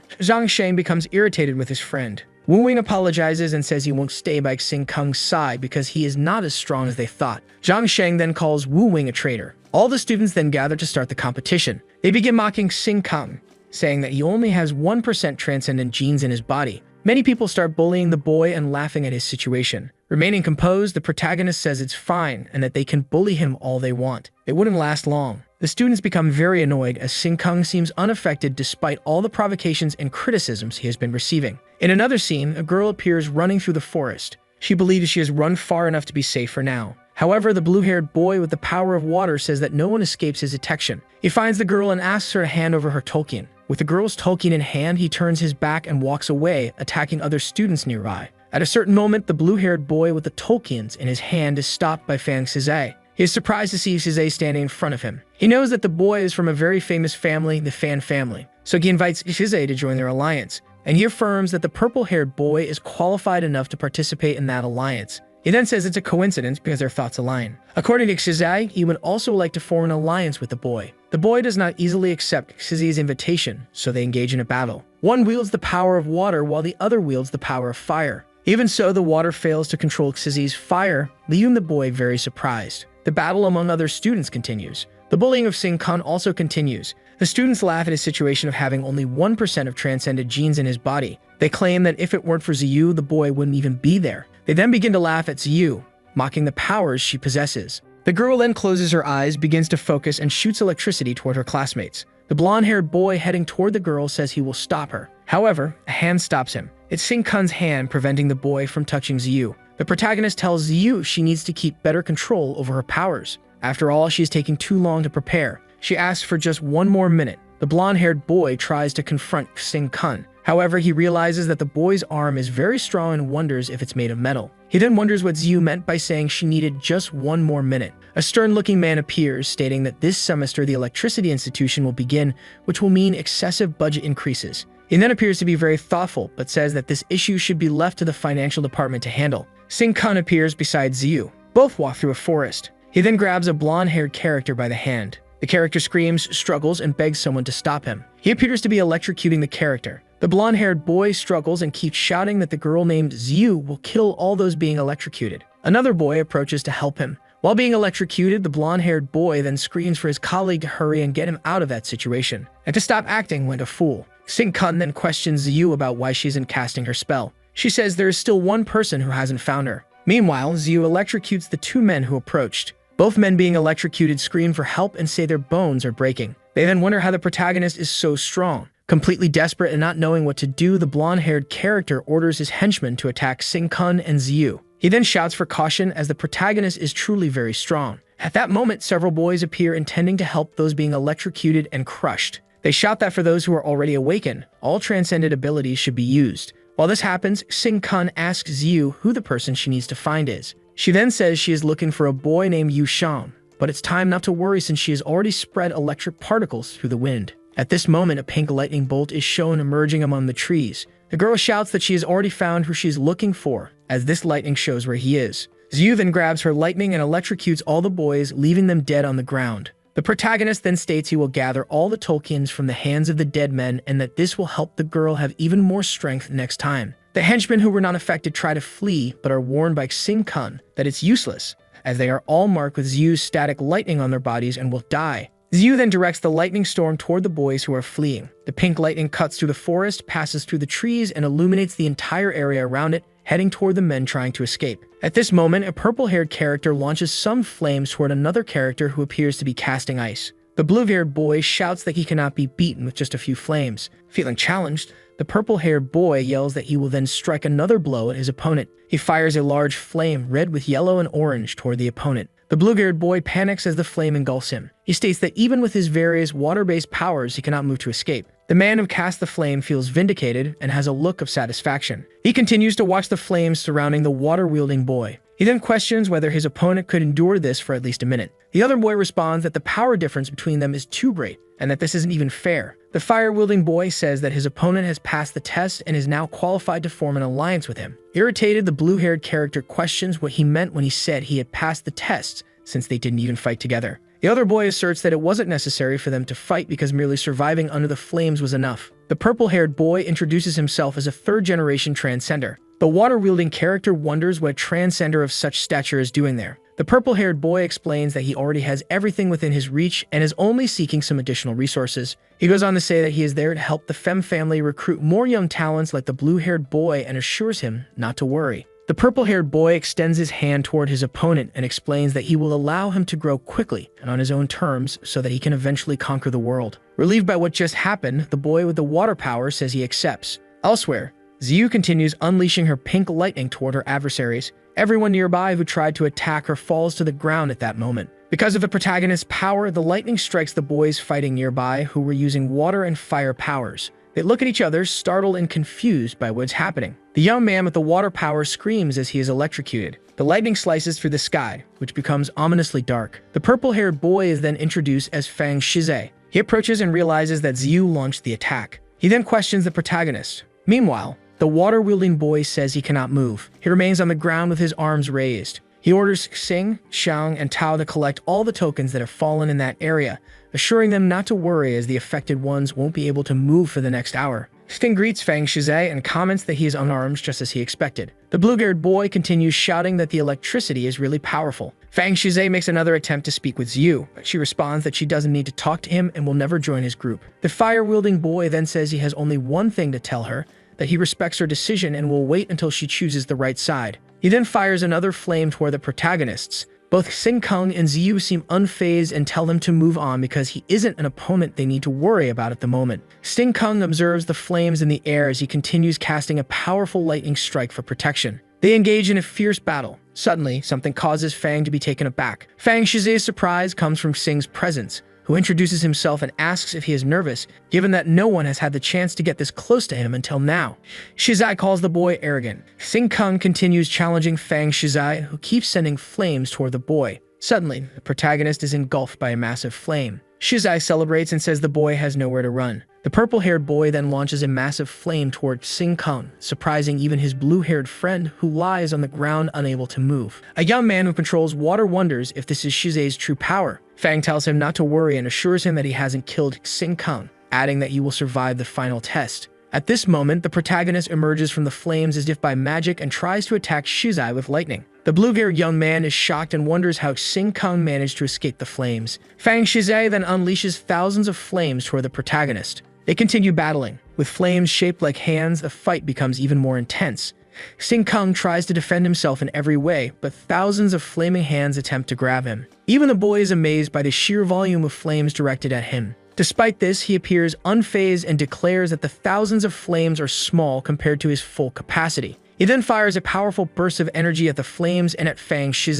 The red-haired boy is startled and wonders what kind of opponent he's dealing with, as he's never seen anything like this before. He notices that the golden blades Sing Kang is wielding are incredibly sharp. Fang Shiz states that it wouldn't be wise to cause deaths at school after everything they've been through, though some people might get hurt. As he launches another flame, he shouts that a wrong move could cause irreparable damage. The battle between two transcendents involves unmatched and unimaginable powers, truly incredible abilities. Sing Kang then declares that he will use 90% of his transcendent power to counter 1% of his opponent's attack. Fang Shiz considers transcending into Genesis, believing it could help him win the fight. At that moment, he begins his transcendence, transforming into another being amid the flames. Sing Kang is taken aback as he wasn't expecting this. As they process what's happening, they realize that the opponent has fully transcended into Genesis, making him unbelievably stronger than before. Fang Shiz transforms into a short-haired boy with a monocle. Sing Kang acknowledges that his opponent is truly powerful as he throws himself to the ground. Fang Shiz is puzzled by what's happening. The protagonist congratulates his opponent, admitting that he is strong and acknowledging his strength. At that moment, a teacher appears, announcing that the competition is over and that students must hand over the tokens they've collected so the department can allocate them. The yellow-haired boy, along with his henchmen who were fighting Ziyu, shows up irritated. Sing Kang, Ziyu, and their companions tease the teacher, claiming to have collected all the tokens and asking if he's still counting. The teacher says it was very bold of Ziyu and Sing Kang's group and acknowledges that it seems they collected the majority of the tokens. Looking around, the teacher wonders if Shiz still has a token. The boy starts searching but can't find it. He questions where the token went, and suddenly, Sing Kang explains that while he was fighting Shiz, he found the token on the ground and took it. Shiz becomes angry and tells them not to call him by his name. As a provocation, Sing Kang calls him Shiz again and asks if he wants the token back. The purple-haired boy says no and turns his back. Before leaving, he makes a threat, stating he'll get Sing Kang next time. Later, at the research department, Sing Kang and Ziyu's group continue moving and carrying some boxes. They talk about the 6 portions of essential liquids given to them. The boy in the group says he has a question for Sing Kang. He interrupts the girl and says she should call the protagonist Big Brother or the Great Brother. Having witnessed the confrontation between Fang Shiz and Sing Kang, the girl wonders if the protagonist could have truly defeated the opponent. She then asks why Sing Kang didn't defeat Fang Shiz. The boy explains that Fang Shiz is younger, comes from a formidable family, and could provide all the research he needed. Therefore, defeating him so quickly wasn't necessary. Everyone agrees that Big Brother is remarkable. During the conversation, they realize they've taken the wrong path and have ended up in the dormitory instead of the research lab. Moreover, they've entered the girls' dormitory. Big Brother states that he didn't take the wrong path since the school provides individual dormitories specifically designed for people with transcendent genders. This is an exceptional feature that helps prevent accidents among classmates. The friend insists that it's the girls' dormitory, and more than that, it's Ziyu's dormitory. The girl with him slaps the long-haired boy on the head and says he's quite slow for not understanding what's going on. At that moment, the friend realizes that Ziyu and Sing Kang are in a relationship. The friends say their goodnights and part ways. Sing Kang appears quite tired from what just happened and states that he's already told his friends that he and Ziyu are just childhood friends. Nonetheless, he bids them farewell and goes on his way. Ziyu seems quite convinced and remarks that Big Brother is acting a bit differently than before. At night, Sing Kang and Ziyu continue talking. He explains about the transcendent powers that appeared in the world, how humans began studying these powers, and how they were able to replicate them. The girl listens attentively, understanding what her friend is saying. The protagonist grabs some vials of green power and explains that they are substances used to enhance the vital element consumption in superhumans. He drinks one of the green liquids and says it makes him feel like he's eating monster food. Ziyu silently observes her friend and he comments that even after taking this supplement, he's still hungry, as it doesn't completely satisfy him. Sade explains that the research department suggests taking 1 vial of the liquid per day as it replenishes all the powers they need to strengthen. The girl continues to observe her friend's explanation and he reassures her not to worry or think about reserving her energy abilities for this school. He advises her to go out, enjoy her abilities, and use her powers. The protagonist moves closer to the girl and asks if she still has any traces of electricity in her body from that past incident. Ziyu is startled by his closeness and remarks that he's really too close to her. She tries to back away. At one point, she begins recalling moments from their past where he rescued her and helped her escape from dangerous places. She starts wondering if he has truly changed. Ziyu's thoughts remain scattered, and she begins to question whether he has cut ties with those girls from the past and is acting as if he erased that connection. While her thoughts are muddled, the protagonist looks deeply into her eyes and asks if she can truly say she no longer has energy in her body. He squeezes Yu's cheeks as she remains visibly shaken. He says she used to be very violent and that he doesn't want her to claim she can't do that anymore. Yu manages to pull away. She pushes her colleague and steps back. Sing-kun, being stronger than her, pins her to the ground and climbs on top of her. He starts speaking close to her face. She is visibly frightened and questions what the boy is doing. He leans in even closer, bringing his mouth near hers. The moment he tries to kiss her, the girl turns her face away. She then asks Sing-kun to get up. She says she is feeling strange. The protagonist doesn't listen to what the girl says. He remains lying on top of her and comments that she smells very nice and that he just wanted to taste her. Yu is very frightened. She doesn't quite know how to act or how to get out of the situation. She keeps questioning what the boy is doing and what he is saying about her. At this moment, Sing-kun begins to transform. His eyes take on a different color, his teeth transform into large fangs, and he becomes quite frightening. Yu realizes that he is turning into a monster and that he is trying to eat her. She then unleashes a lightning strike toward him. The lightning transcends the walls and bursts out of the dwelling. The girl who was with them earlier is surprised and wonders if this is why runes for people with transcendent genes really need to be different from the others. In a moment of clarity, Sing-kun admits that the perfume his friend is wearing was enough to tempt him greatly,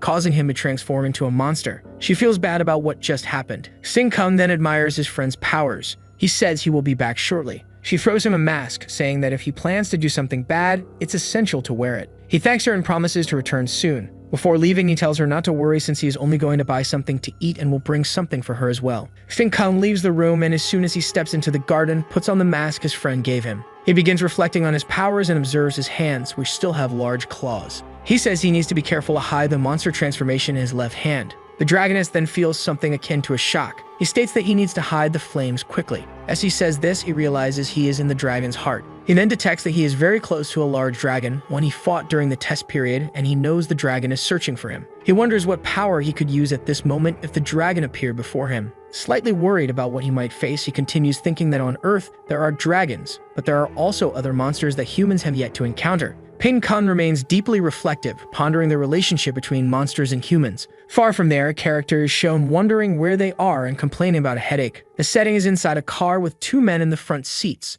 Still unsure of who is speaking, the person says they had just finished a stress relief session when some men approached and then knocked them out. It is then revealed that there are several people inside the car, one of them being the boy who used water powers while fighting Fang Shiz. He shouts and questions what the kidnappers are planning to do. In a tone of irony, the driver asks if he has taken his daily medication, noting that the dosage control might be slightly off. Desperate, the boy continues shouting that he wants to go home, that this is a kidnapping, and that what the monsters are doing is highly illegal. The man in the front seat, wearing a mask and the blonde hair, questions if it's possible, as he can administer the medication precisely. However, he notices that the boy seems different from the others since the rest are still asleep while he is already awake and very agitated. They then realize that the reason the boy is so restless and nervous is that he has more monster genes in his body, which cause him to wake up earlier. Crying, the boy still doesn't understand what's happening. However, the kidnappers continue their conversation, pointing out that he woke up 3 hours earlier than expected. They continue their journey along the road, talking and debating what they could do, and their car is stopped by a hero who delivers a powerful punch, halting the kidnappers. The car then suffers a massive impact, leaving all the occupants deeply concerned. They question what just happened. The blonde-haired boy is introduced as Falcon. The driver asks him to stay in the car to prevent the people inside from transforming prematurely.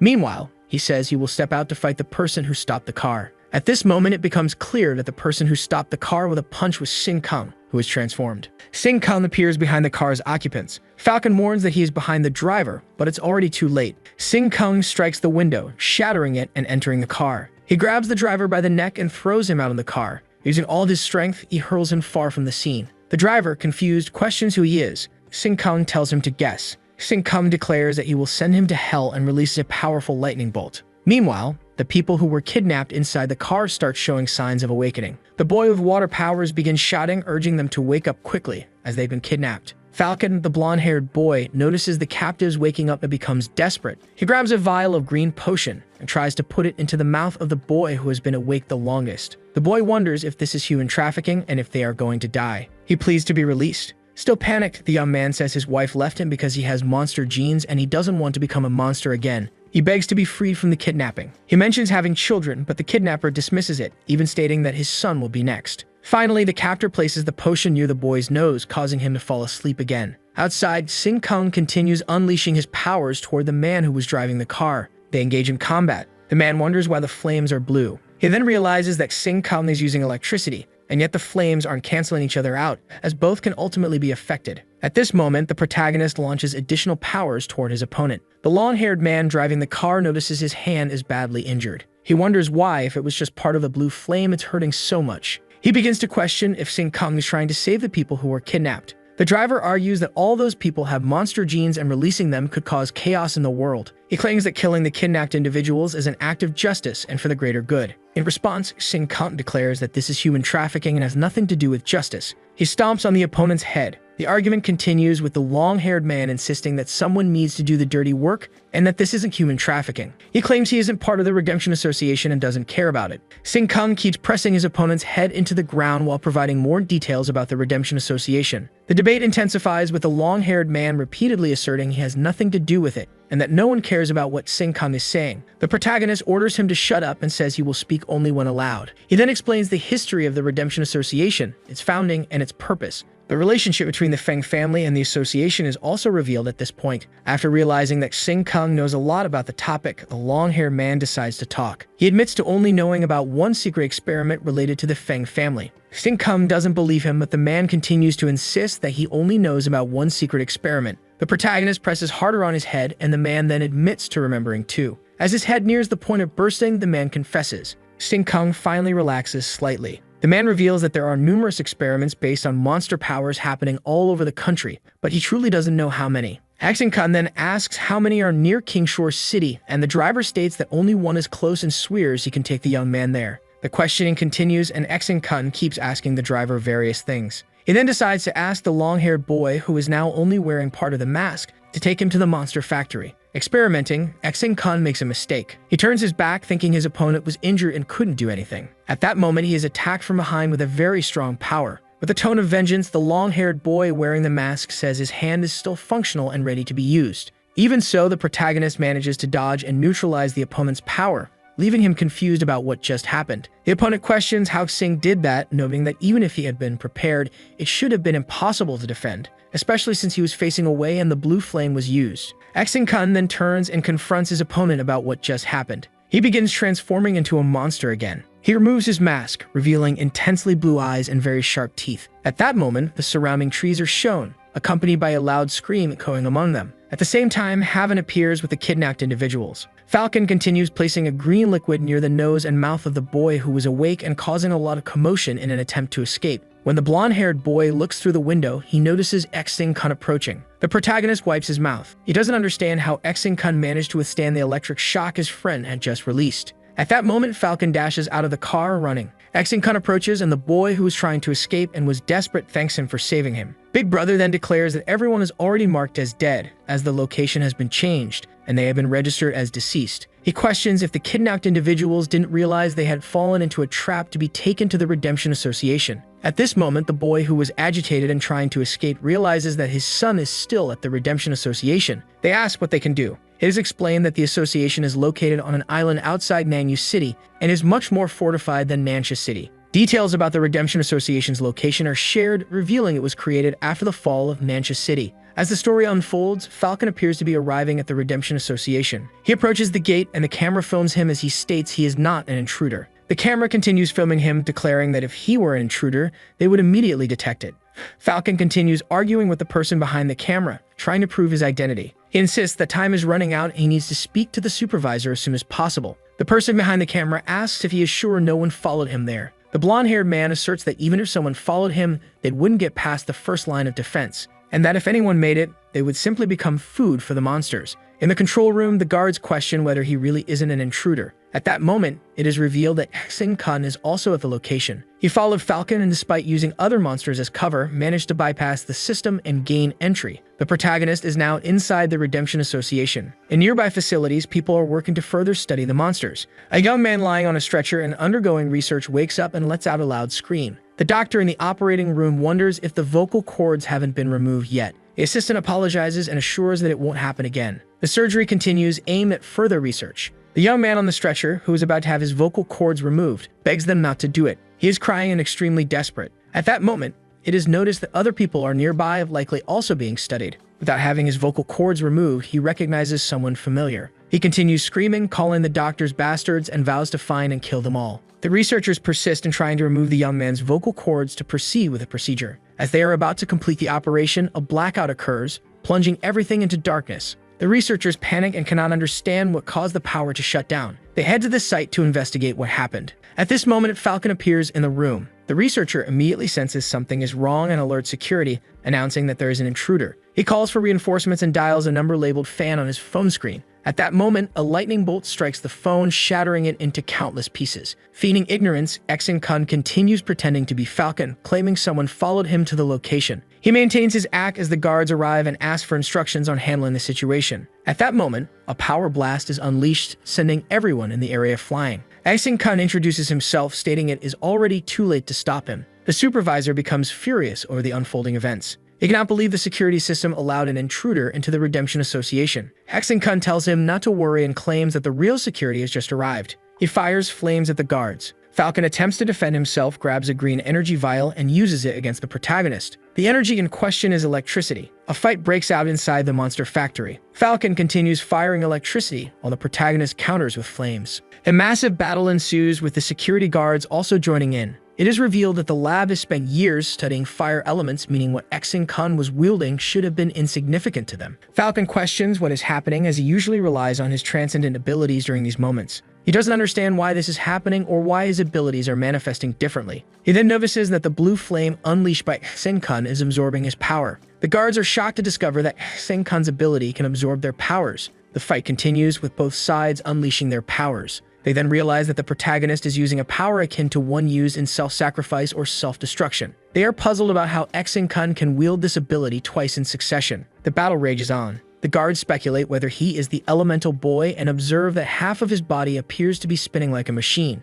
They wonder if they are witnessing a monster attacking a person and conclude it would take at least a level 3 monster ranking to achieve such power. Everyone around is astonished by Kun's capabilities. The guards keep trying to subdue the intruder, using various powers against him, but none are effective. The researcher approaches, attempting to regain control of the situation. Even he, having dedicated years to studying monsters, cannot comprehend what is happening. He states that despite studying the abilities of the Fan family, none of them could do what Kun is doing. It is practically impossible. They realize that Kun's star element is far stronger and more potent than they had imagined. A simple attack would not suffice to subdue him. A final desperate measure is taken to try to control the protagonist, as he is extraordinarily powerful and no one else can match or defeat him. At this point, they still do not realize they are dealing with Kun, treating him merely as an intruder. Suddenly, the boy unleashes a power that temporarily disables everyone else's abilities. No one can release flames, and they realize the intruder's transcendent gene is exceptionally high and his flames possess remarkable quality. The researcher then mentions the eternal flame, and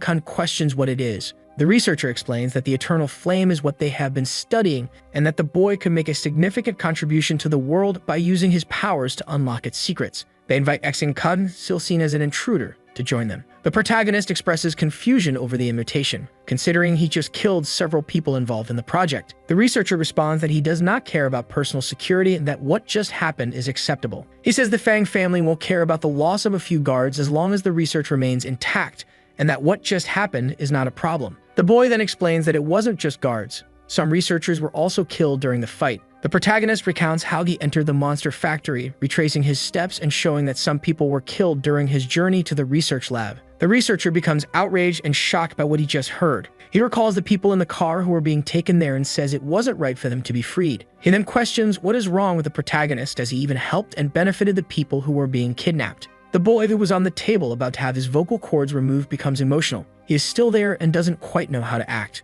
King Shun touches him with his monster-transformed hands, asks him to calm down, and says he will take revenge on the Fang family. The researcher is in shock and refuses to accept what's happening. The protagonist then strikes the researcher on the neck. Grabbing him by the neck, the researcher decides to reveal where the eternal flame is. Before he can finish his sentence, Kun interrupts, saying he already knows it's in the cotton factory. The researcher is surprised, as he didn't know the opponent already had more information about the eternal flame. The boy asserts that his knowledge of King Shun City is greater than the researcher could imagine. He continues holding the researcher by the neck. Big Brother keeps talking, explaining his reasons for knowing so much about the association. He tightens his grip on the researcher's neck, who begins crying and panicking. He transforms again and delivers another blow to the researcher. He explains that he doesn't want any star element and that he is free to search for other elements inside the monster factory. He moves away from the researcher and leaves the place accompanied by his own monsters. He then finds a room filled with potions identical to the ones he takes. However, he notes that the ones in the factory are much purer than those provided by the school. He decides to confiscate the potions.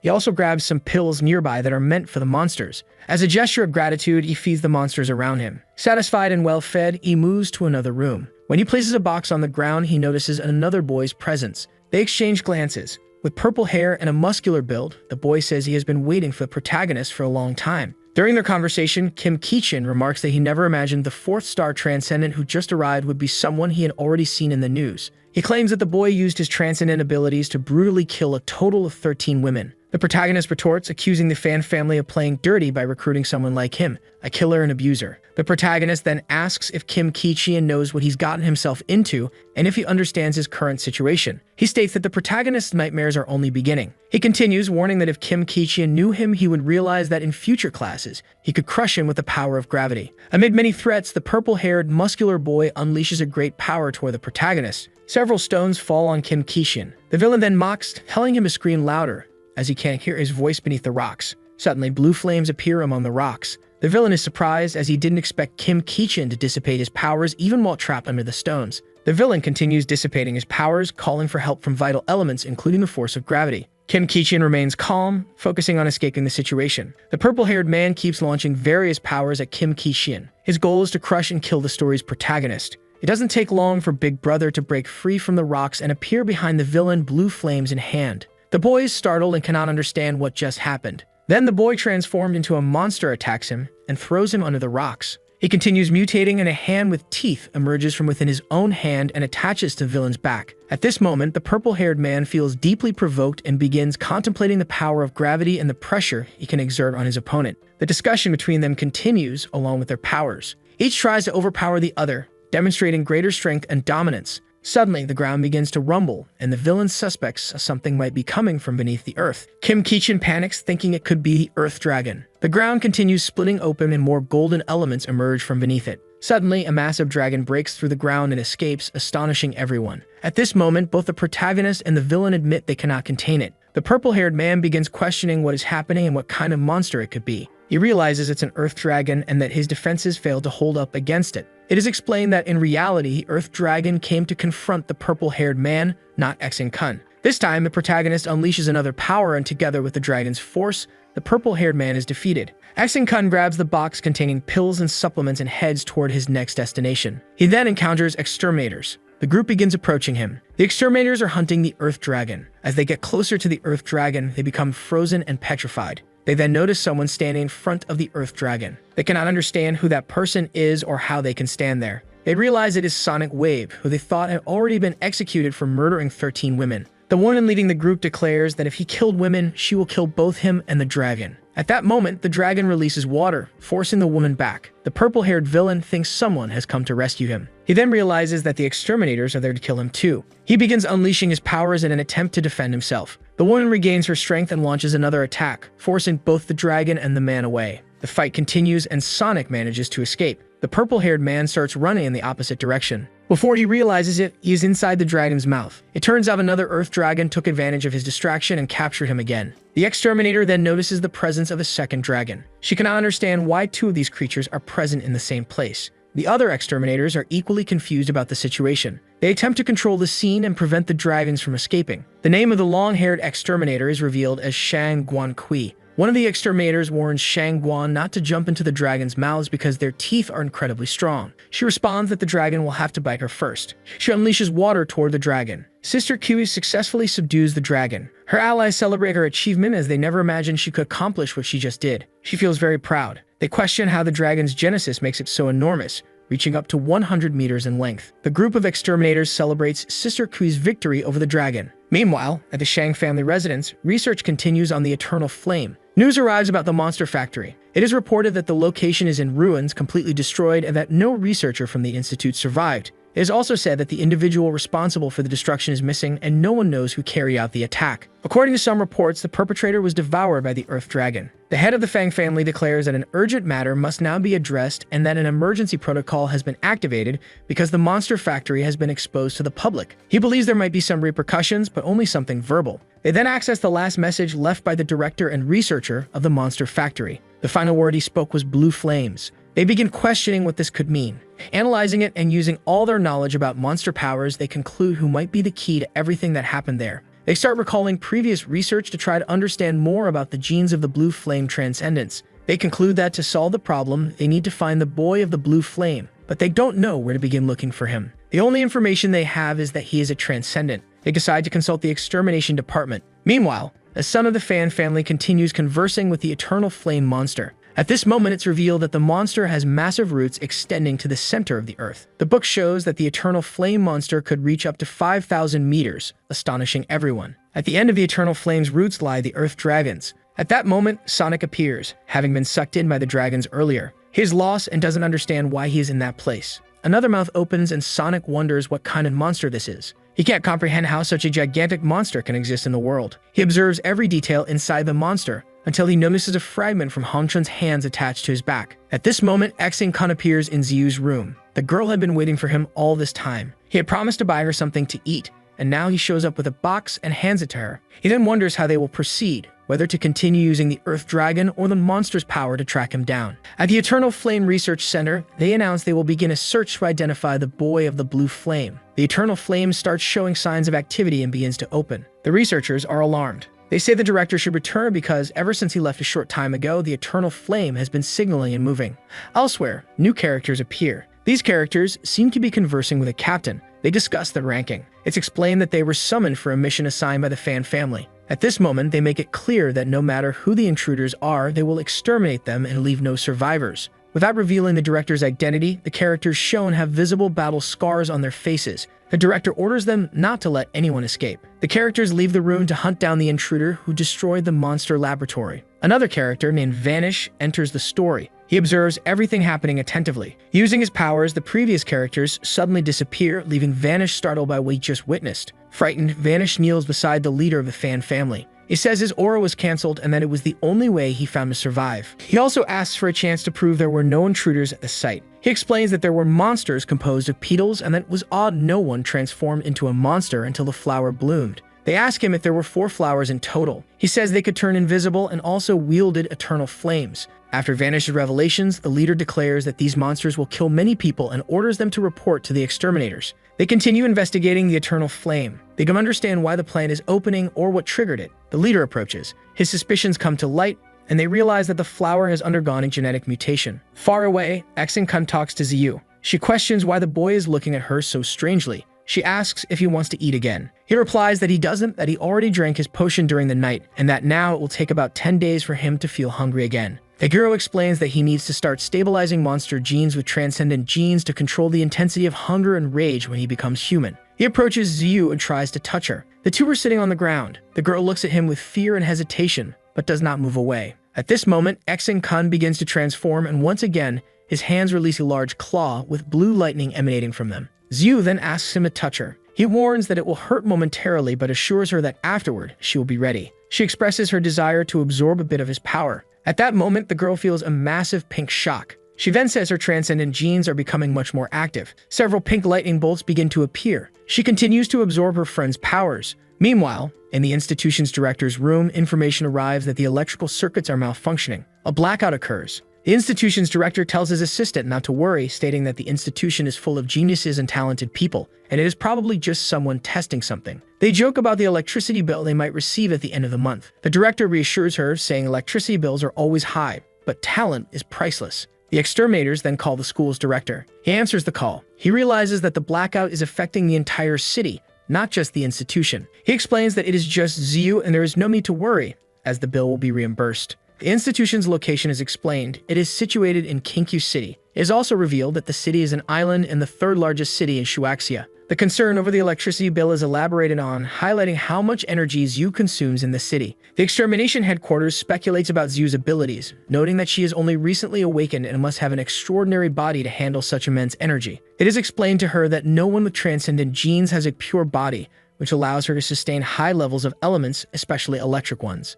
It is noted that the director is still on the phone with the Extermination team. The director provides more details about Zyu's powers and those of other students. It is then revealed that the electricity bill for those 3 hours amounted to about 56 million yuan. The director cannot understand why the bill was so high. At that moment, the conversation is interrupted and the assistant announces that Zyu is there to see the school's director. He is surprised and asks for her to be let in. She apologizes for the amount of electricity she consumed and thanks the school for its support. He reassures her, saying she is incredibly talented and there is no problem, then asks what rank she is in the transcendent ranking. He then states that he will teach her how to control the electricity within her body. She responds that she is ranked at 2 stars. He is astonished as his calculations suggested she would reach 2 stars in a few weeks, but she achieved the rank much faster. The director asks to examine her, and at that moment, he transmutes. Zyu touches him and some electric sparks begin to appear. He explains that there are only 2 reasons for such a high level of transcendence: genes or fighting monsters or intense emotions. The girl admits that her emotions are indeed very intense at the moment. The director contemplates this.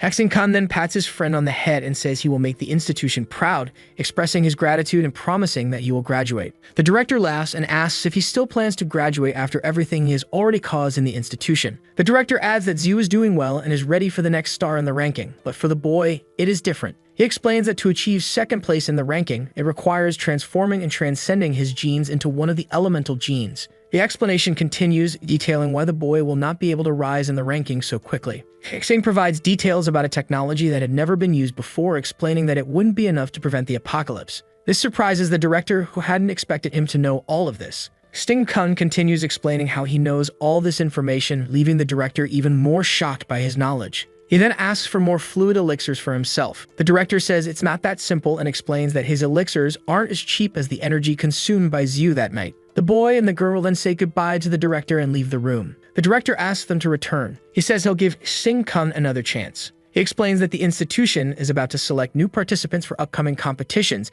and that if Sing-kun's team can join, he will help the boy with transcendent robots. The boy thanks him and agrees to participate with the Supernova's group. Zero remains in the corner of the room, and the director notes that there are only 3 days left for the new Supernova registrations. After they leave, the director's assistant questions his reasoning, believing they shouldn't be allowed to join the Supernovas. The director admits it's hard to explain, but insists they can participate. The assistant asks if it's just because of Zyu's talent, and the director replies no, adding that Sing-kun is also extremely talented. He explains all of Sing-kun's abilities to her. She is surprised and admits she knew nothing about the boy, let alone his monster genes. The phone rings and the director angrily answers. He announces it's the Extermination department calling. Before listening, the director starts complaining about Zyu's energy bill, assuming that's the reason for the call. The next day, Extermination officers appear at the school. They believe there's a 90% chance that the Blue Flame boy is one of the students there. They begin an investigation to uncover his identity.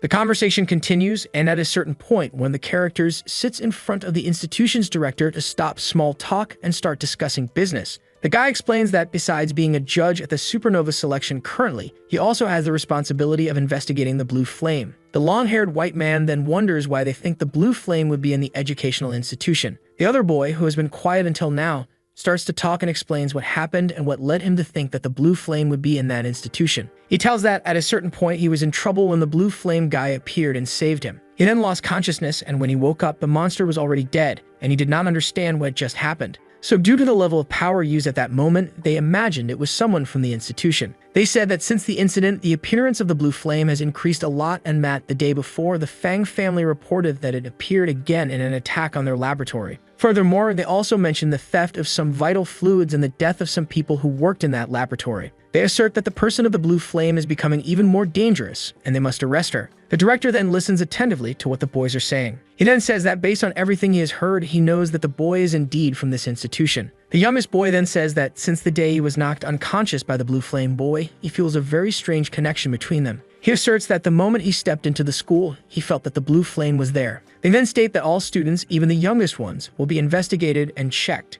The headmaster asserts that all students are currently undergoing training, and this would be the perfect time for the investigators to go there. Outside this room, one of the trainings among students is happening. The rules are then explained and how they will be evaluated during training. It is then explained that at certain points in this training, some transcendent genes will become even more active. The teacher then declares that everyone is free to begin the training. However, he calls Yu and Kung for a private conversation. The other students just watch what's happening. Noticing the teacher's absence, the other students then start talking. The blonde-haired boy calls Kung's and Yu's friends and says that they should be partners during the fight. The friends then find that situation strange.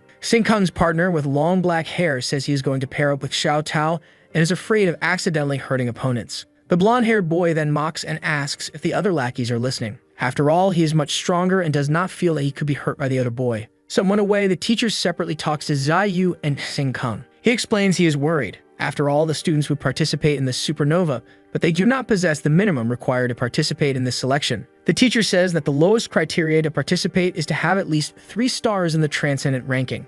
Extremely concerned, the instructor carries on saying that they should thank Kung for this opportunity, but admits that they would stand not much chance. He says that the previous day, Xing had joined a second-year group while she was still in the first and used a 2-star power to alter the ranking to participate in the Supernova. He says that the students could follow Kung's example and join a second-year team. The boys are surprised and say that is not necessary, as they are fine with their current team. Suddenly, Kung feels a strange sensation. He then has a vision and detects that there is someone inside the institution who knows about his presence there, and it indeed is the boy who was talking to the headmaster. The protagonist then thinks of ways to remain undiscovered, as it would be a great problem for him if that happens. He says he needs to block the connection he has with the boy. While he is thinking of ways to escape the situation, the teacher keeps saying what he should do to participate in the Supernova. He further states that Yu could be the team captain and he will register her first to see what they can do afterwards. Yu is thrilled with the possibility and asks whether she could use all her strength during the competition. On the other side, the students continue talking. The blonde-haired boy intimidates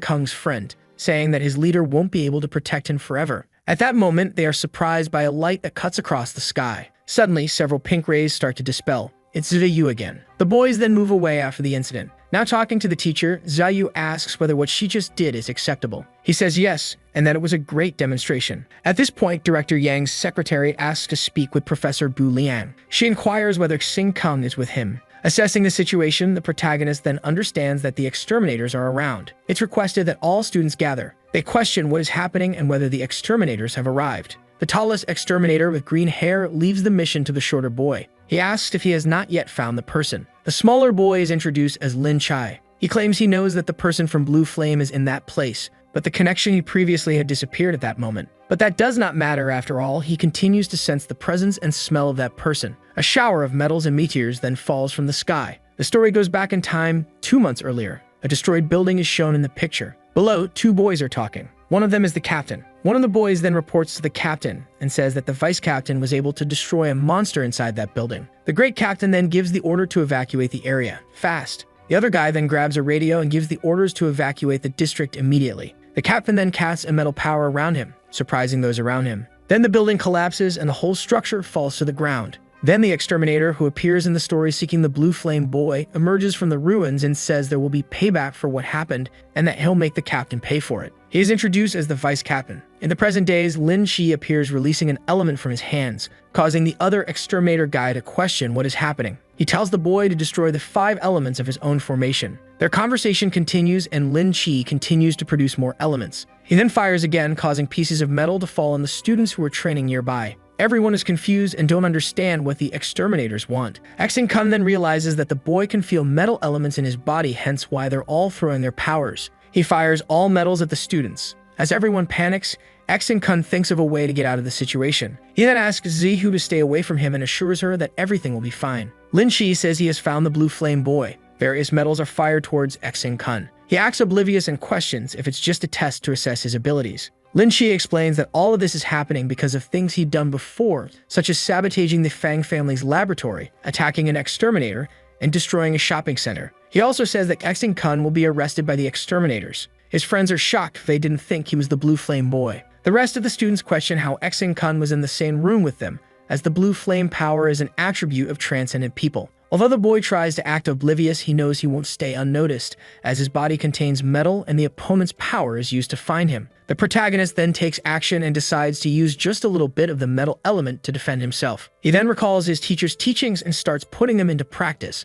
He uses the power of metals, leaving the exterminators confused as the Blue Flame boy has a fire attribute, not a metal one. as was being demonstrated. Lin Shiz says his senses aren't wrong. He goes on to say he's right, and that with a bit more skill, someone with metal attributes can indeed create fire, which could be Xing Kun's case. Then another powerful ability with great speed and shake is unleashed. Everyone is watching what's happening at the moment. The teacher then realizes that indeed someone with a metal attribute could create fire, and he wonders if Xing Kun is indeed the blue flame suspect. More powers were unleashed against the hero, who is surprised by what is really happening at the moment. A battle begins between the two, and suddenly, the water element is fired. They are left understanding until the girl with long blue and green hair appears. She, being the leader of the Exterminators, said she thought the other boy had come to be the judging of the Supernova selection, and that the students of this academy were under her protection. The girl keeps getting their attention after all.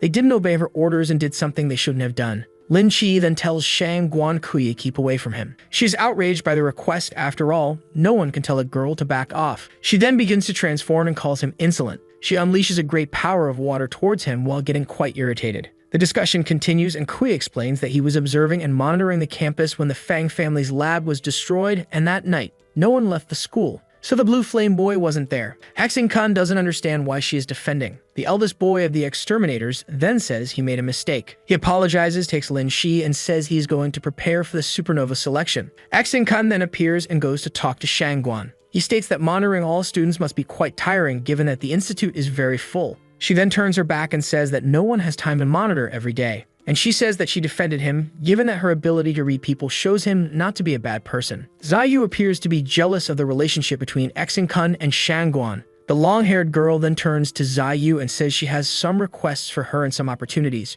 She then says she is leaving and asks for the students to stay strong and study hard. The teacher observes the interaction between the students and realizes they weren't joking when they said they wanted to participate in the Supernova selection as they possess great powers. He realizes that even excluding the powers of the other two who haven't woken up yet, combining the power of Ziyu with that of Xing Kun, they have a strong chance of winning. The day of registration for the Supernova arrives. Some teachers are together in a room. They both comment on the teams that are participating and which one has the best chance of winning. One of them asks if the teachers heard the news and claims that Bu Liang made a special request to lead a first-year team to compete against them. Everyone is surprised. After all, it is not common for a first-year team to compete in the Supernova. At this moment, Bu Liang opens the door and enters the room. Everyone is surprised again. After all, they didn't imagine that this would really happen. Far from there, in the dormitories, a blonde-haired boy tries to convince Xing Kun's friend. He says he is very envious since Xing Kun promised to give life essences to his friend, and that this would be enough for them to take twice a day. The blonde then says that the other guy needs to wake up as quickly as possible,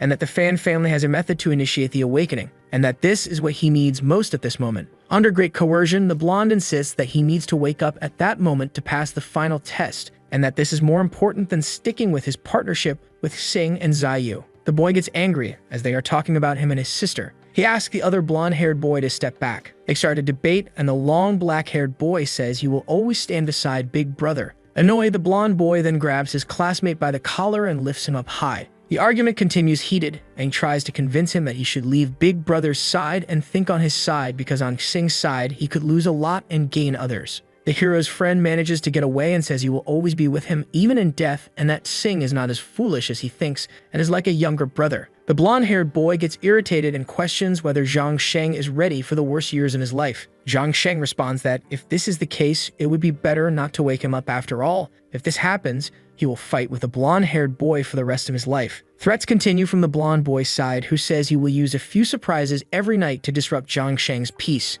Xing Kun's friend then asserts that if it weren't for Big Brother, he would have died long time ago, and because of this, he will spend the rest of his life helping his friend. The argument continues to heat up between both sides. The blonde-haired boy then makes an even harder threat, saying he is going to kill both Zhang Sheng and his sister. Not so far from there, Fang Zhai makes his appearance in the story again. It's accompanied by the boy who had previously unleashed the power of water in the story. They are discussing Xing Kun and the boy's powers. Later on, Zhang Sheng and his sister head to Big Brother's room. The door opens, and they both step into the room. Xing Kun then announces that he will provide special training for his peers and asks them to close their eyes. When he notices Zhang Sheng and his sister removing their socks, he is puzzled as to what this means. Zhang Sheng then threatens to put the sock over his sister's head, Xiao Tao. She becomes panic-stricken, questioning if he is planning to murder her. The training is interrupted by Xing Kun, who resumes speaking about the training and urges them to close their eyes again. Before the conversation continues, Xiao Tao breaks the silence and questions whether Xing Kun is truly the blue flame boy. Zhang Sheng then draws his sister's attention and questions what she is talking about. Without a second thought, Kun decides not to lie to his friends anymore and confesses that he is indeed the blue flame boy. The siblings are shocked and confirm that their friend is indeed very strong. They are extremely surprised by the revelation they just uncovered. Zhang Sheng, meanwhile, wonders how his sister knew all this. She then claims that she noticed something strange, seeing as exterminators wouldn't come for Kun for no reason. She shares that she paid attention to Xing's reactions and realized the boy was nervous, which would be unnecessary unless he was the blue flame boy. She also points out that she noticed Xiu's reactions and saw her behaving only delicately and with no major concerns, something she has never seen Xiu do before. Zhang Sheng still can't believe how his sister knew all this and could have associated Kun as being the blue flame boy. The protagonist then questions whether his friends will drift away after learning about this. He asserts that he isn't a bad person, and that he only uses his power for good. Xiao Tao then states that, if not for their friend, they would already be dead, and regardless, he is very special and will continue to be. She further contends that the destruction of the Feng family's laboratory was significant since they were hiding something and their research was unethical. She continues, saying she won't drift away because ever since Zhang Sheng decided to stand by Kun, so did she, and that will never change.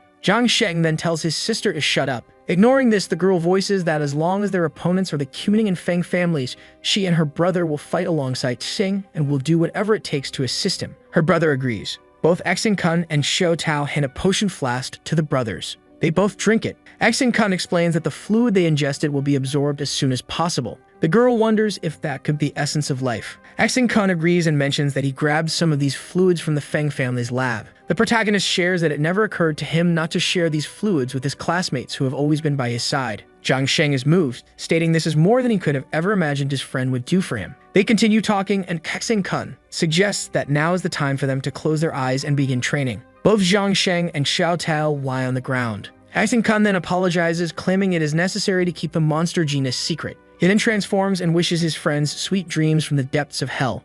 Kun knows that Xiu also will transcend and her genes will go mad with just a bit of stimulation, so he needs to take care of the girl. However, he understands that, since the siblings have never transcended before, he can be a bit more aggressive with them. He touches the siblings, who are still laying on the ground, confused about what's happening, with their eyes closed. Suddenly, Xiao Tao gets transported to another place. She feels as though she's rolling in grass, wearing pink pajamas with hearts. She wonders what this place is and what these clothes are that she's wearing. She then perceives herself to be in a nightmare. She becomes quite frightened. A teddy bear near her starts to transmogrify. She becomes even more terrified and wonders why her dream has changed. She says the teddy bear, which always used to transmogrify in her dreams, seems even more agitated now. The creature grows to unimaginable heights. The little girl just watches. Lin Qi then approaches the room and senses that something unusual is happening as there are yellow lights surrounding the dwelling. Lin Qi appears to be quite disturbed by the situation and says that Kun's room is emitting an aura he has never seen before. He remains convinced that Kun is indeed the boy of the blue flame and intends to reveal this during the Supernova selection.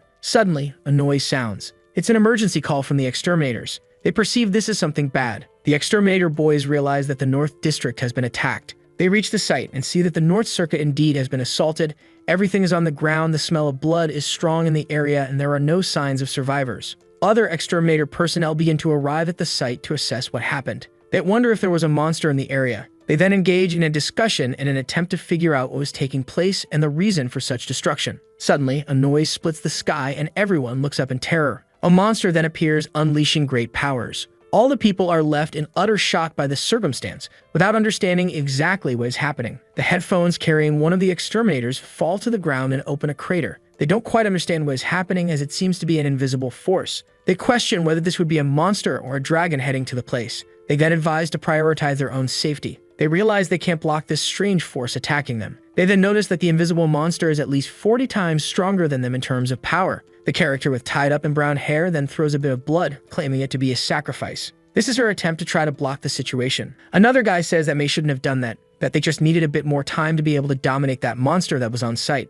All the exterminators continue arguing in an attempt to understand how they could master the monster and save what was still there. He then claims he did that with the intent to save the captain's life, since he, many times, used powers to protect them and save their lives. And now it's her turn to also protect the captain. The captain says that this is unnecessary and asks the girl to stop. He says he is the captain and asks everyone to listen to him. The others keep saying that what she is doing is exactly because of him being the captain. And for that reason, he should stay alive while everyone else should die at that moment. Discussion continues. Some argue that the captain must stay alive while everyone else sacrifices themselves for him. Thus, all the others die, leaving the captain in despair. It questions if he is truly strong. He wonders if he could have protected all the others who died in vain to shield him. He resolves to find a safe place and report the situation to the control center as quickly as possible. The captain starts hearing noises similar to those he heard earlier, but they remain distant. He wonders if it's still the invisible monster and asks what it wants. Many people have died trying to save him. As he looks around, he notices several monsters nearby. He questions where they came from. The captain realizes there's no safe place at that moment, but he must report the situation to headquarters as soon as possible. When he grabs his phone to send a message, he finds there's no internet or cell signal. The captain assesses that the elemental powers are so strong they are blocking the signal. This prevents him from sending the message. He decides to run as fast as he can. While running, he tries to regain cell signal, but with little success. Suddenly, a weak signal appears, and he manages to make contact. He calls for help, urging HQ not to send anyone below the 4-star rank. He explains that the power levels are extremely high and that invisible monsters are attacking them. He suspects that all the monsters are ranked above 4 stars. After successfully sending the warning, he feels somewhat relieved and declares he can now fight the monsters, even if it means his death. Suddenly, Shangguan appears. She unleashes her water power and apologizes for the delay. The captain tells her to be careful. Before he can finish, she interrupts him, stating that the monsters only attacked because they were likely looking for a quick meal. The captain tries to explain, insisting otherwise, and describes the terrible scene he witnessed. Far away, Shang Kun is fully transcended. He explains to his siblings that after adapting transcendent powers, humans believed they could control monsters and dominate the world. But in reality, they were wrong. Completely transcended and transformed, the protagonist continues narrating the story, explaining to his friends what it all means. He then grabs Zhang Sheng by the arms and lifts him into the air. While Xiaotao is lying down, she also hears the noises from her companion. Shang Kun evaluates how his friends are sleeping at that moment. He notes that Xiaotao's dream seems normal, typical for someone who is afraid. However, Zhang Sheng's condition appears a bit strange. Suddenly, enraged with anger, Zhang Sheng rises from the ground and, now awake, declares that he is going to kill someone. Both Shang Kun and Ziyu are surprised and congratulate him for waking up. At this moment, Xiaotao also awakens, and the siblings realize what has just happened. Overcome with emotion, Zhang Sheng begins to cry, saying that he will always stand on Shang Kun's battlefield because Shang Kun helped him awaken. Shang Kun explains what happened and why the genes were activated. The friends continue talking and mention that the selection for Supernova is about to begin, with Laiki Kun joining the powers of Shang Kun, Ziyu, and now Zhang Sheng, who is finally awakened. They have a strong chance of winning the competition. The quartet then bids each other farewell. Shang Kun warns his friends not to drink water in the coming days. He advises them to drink the fluid of life if they feel thirsty. Zhang Sheng wonders if he is dreaming and questions whether he is truly awakened. At that moment, Xiaotao realizes that Shang Kun wanted her to participate in the Supernova selection. She asks her brother if she understood correctly. Her brother replies that they will do anything Big Brother asks of them, and that this is just the Supernova. The older brother adds that it is a great opportunity. After all, they now have the power to participate in Supernova as candidates. A week later, the Supernova selection begins. Teams begin preparing for the selection. The blonde-haired boy is seen drinking the essential fluid of life. A friend asks where he obtained that fluid. He explains that he got it from Zhang Sheng. Apparently, the recently awakened boy had left some of the fluid in bottles inside his shoe, which he took and drank. The friend asks if he isn't afraid of retaliation, and he says no. Since Zhang Sheng is just someone close to Ziyu's team, it wouldn't affect him. He adds that their leader is from the Fang family, meaning they are not playing in the same league. The blonde-haired boy then outlines the plan in case they face Ziyu and Xing Kun's team during Supernova. He says that the little girl, Xiaotao, can be easily controlled and that, if manipulated correctly, she might even join the Fang family in the future. The friend warns him not to underestimate Zhang Sheng too much. Now that he is awakened, he could cause problems. The blonde-haired boy dismisses this concern, insisting that Zhang Sheng still has some essential fluid of life left, which he plans to continue stealing and drinking. Therefore, they must stick to the plan. It is explained that the school has set up several cameras on the battlefield, allowing any student to watch through the school system. They grab a phone and start checking what's being recorded through the school cameras, noticing that the Supernova has already started. It is then explained that the most arrogant team has already been introduced. The blonde-haired boy wonders which team that this could be. The time comes to present the teams with the highest chances of winning. The first team with the most potential to win is the *** Queens on Flames ***. The attributes of the participants in this group are detailed. Their rankings and how they could win the competition are explained. This group includes Fang Shiz. After the team captain is introduced, Fang Shiz is presented, along with his affiliation with the Fan family and the extent of his powers. The next group with high chances of winning is composed entirely of women and is called ***, Heartbreakers ***. The women in the group are introduced along with the captain and her genes as well as the powers the group possesses. The third team with strong chances of victory is called ***, Shield, and Sword ***. Like the other teams, their powers, rankings, and levels of transmutation are detailed. After all the Supernova teams are introduced, the tournament begins and the first round kicks off. Approximately 16 teams are in a forest, and if a team loses its captain, they lose their compatibility and are disqualified accordingly. The rules are explained in greater detail. A group of blonde-haired boys and their friends leave the school building but continue watching the live broadcast of the tournament's beginning. They start speculating about which team is the most arrogant in the tournament. A close friend with blue hair explains that the team labeled arrogant is a first-year team. He mentions that there is a group of 4 first-year students and they were called arrogant because only upper-year students were traditionally expected to compete in the Supernova. The blonde-haired boy connects this to Shingakun's group, noting it consists of 4 first-year students. Jealous, the blonde-haired boy questions how they managed to qualify. It is explained that through Zyu's and Shingakun's genes, they secured their spot in the Supernova. The discussion continues as they wonder how the group managed to qualify when all 4 needed to be awakened, but only 3 currently are. The blonde-haired boy realizes that Zhang Sheng has awakened and that only Xiao Tao has yet to develop his powers. The friends are outraged as Zhang Sheng had been dormant until recently, and now, despite his awakening, it seems too early for him to compete in the Supernova. During the Supernova battle, a boy appears and confronts the brothers Zhang Sheng and Xiao Tao. He mentions it's been a long time since he last saw them. The boy is introduced as Mei Xiaolong, the captain of the Black Horse team. He says he never expected to see the brothers in a Supernova selection. He asks if Xiao Tao and Zhang Sheng remember the day they left school. He recalls moments from their past and realizes that they, too, have awakened since they are participating in the Supernova. He also notes that their team has been nicknamed Arrogant and warns them to be careful. After all, the battle could begin at any moment, and it's not far from starting. At this moment, Sing Kun appears and says he didn't expect them to be there to fight them directly. While they argue and try to assert which group is stronger, the teachers have their own discussion in the staff room. They question how Bu Liang managed to qualify a first-year team for the Supernova competition. Another teacher with red hair mentions there are 6 teams composed entirely of second-year students, totaling 30 participants.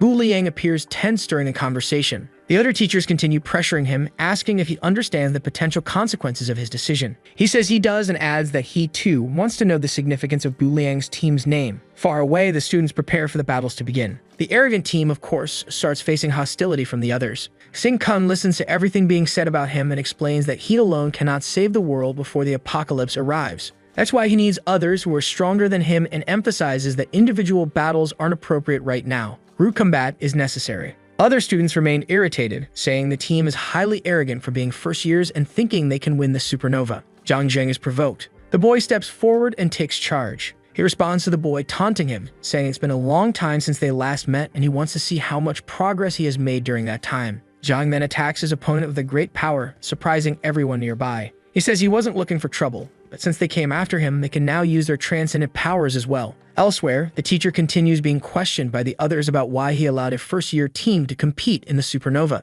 They demand more details about Zhang Zheng. Bu Liang replies that the teachers are only interested in transcendent powers and says if they had taken some martial arts classes, perhaps they wouldn't be against him. He then begins discussing Zhang Zheng, stating that he is a student with only 109% transcendent genes. It is also said that he has the martial arts gene, making him a prodigy at this moment. It is explained that he had left the institute, and before the semester ended, it was uncertain if he would return. However, he gave an impressive demonstration at the end and managed to rejoin the institute. The red-haired opponent professor laughs at the situation, stating that martial arts cannot help in the competition since they rely on physical combat. Bu Liang declares that Zhang Zheng has awakened and now also possesses transcendent powers. The red-haired professor remains doubtful. He believes Zhang has indeed awakened, but thinks that after years of not using his powers, he wouldn't be capable of competing in the Supernova. He claims that within the group, only you won the genetic lottery and that the others won't be able to handle the competition. Bu Liang then mentions he has another bet on the group while the instructors continue discussing the situation. Far from there, the students begin the battles of the Supernova. The boy provoking Zhang Zheng surrenders, expressing curiosity about why Big Brother invited him to the group. Zhang Zheng defends his friend.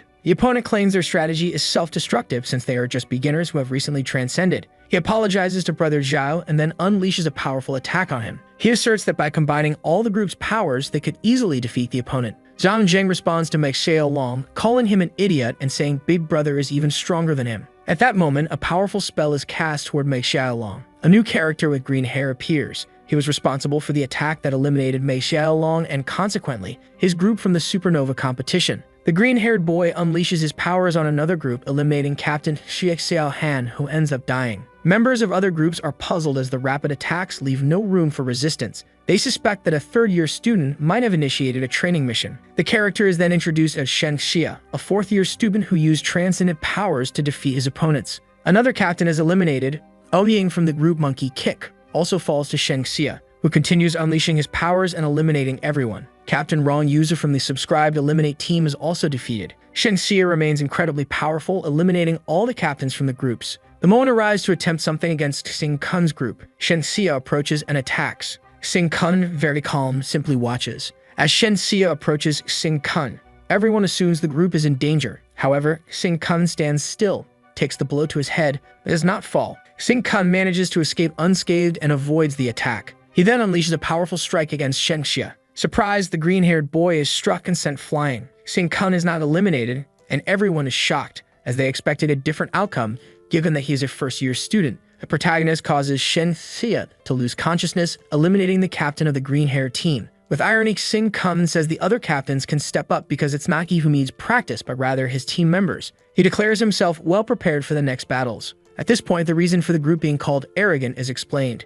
Despite being a first-year student, Xing Kun seems much older and more experienced than the others. Xing Kun then challenges one of the top 3 favorite teams to win the competition. Everyone is surprised by Xing Kun's strength, which many had not witnessed before, realizing how powerful he truly is. The groups begin to strategize, planning to eliminate the arrogant team. Xing Kun is pleased and continues calling out his opponents for battle. Other participants start suspecting something unusual, noting that Xing is just a first-year student, but has already eliminated Shen Xia, who was considered one of the strongest. The other participants remain quite stunned by what just happened. Some believe Shen Xia made a mistake and was therefore eliminated. Others think Xing Kun is truly very powerful and possesses great abilities that many people hadn't imagined. At that moment, another participant grabs Xing Kun's hands. Shen Xia interrupts and says it's they who need to practice, as Xing Kun has already been practicing enough. Shen Xia then grabs the opponent by the arms and unleashes Dragon Power. Another participant mocks him, saying that with only 39% transcendent genes, he shouldn't dare to attack. Shen Xia continues the battle, declaring that power doesn't determine greatness or superiority. The battle goes on, with Shen Xia trying to subdue his opponent and win.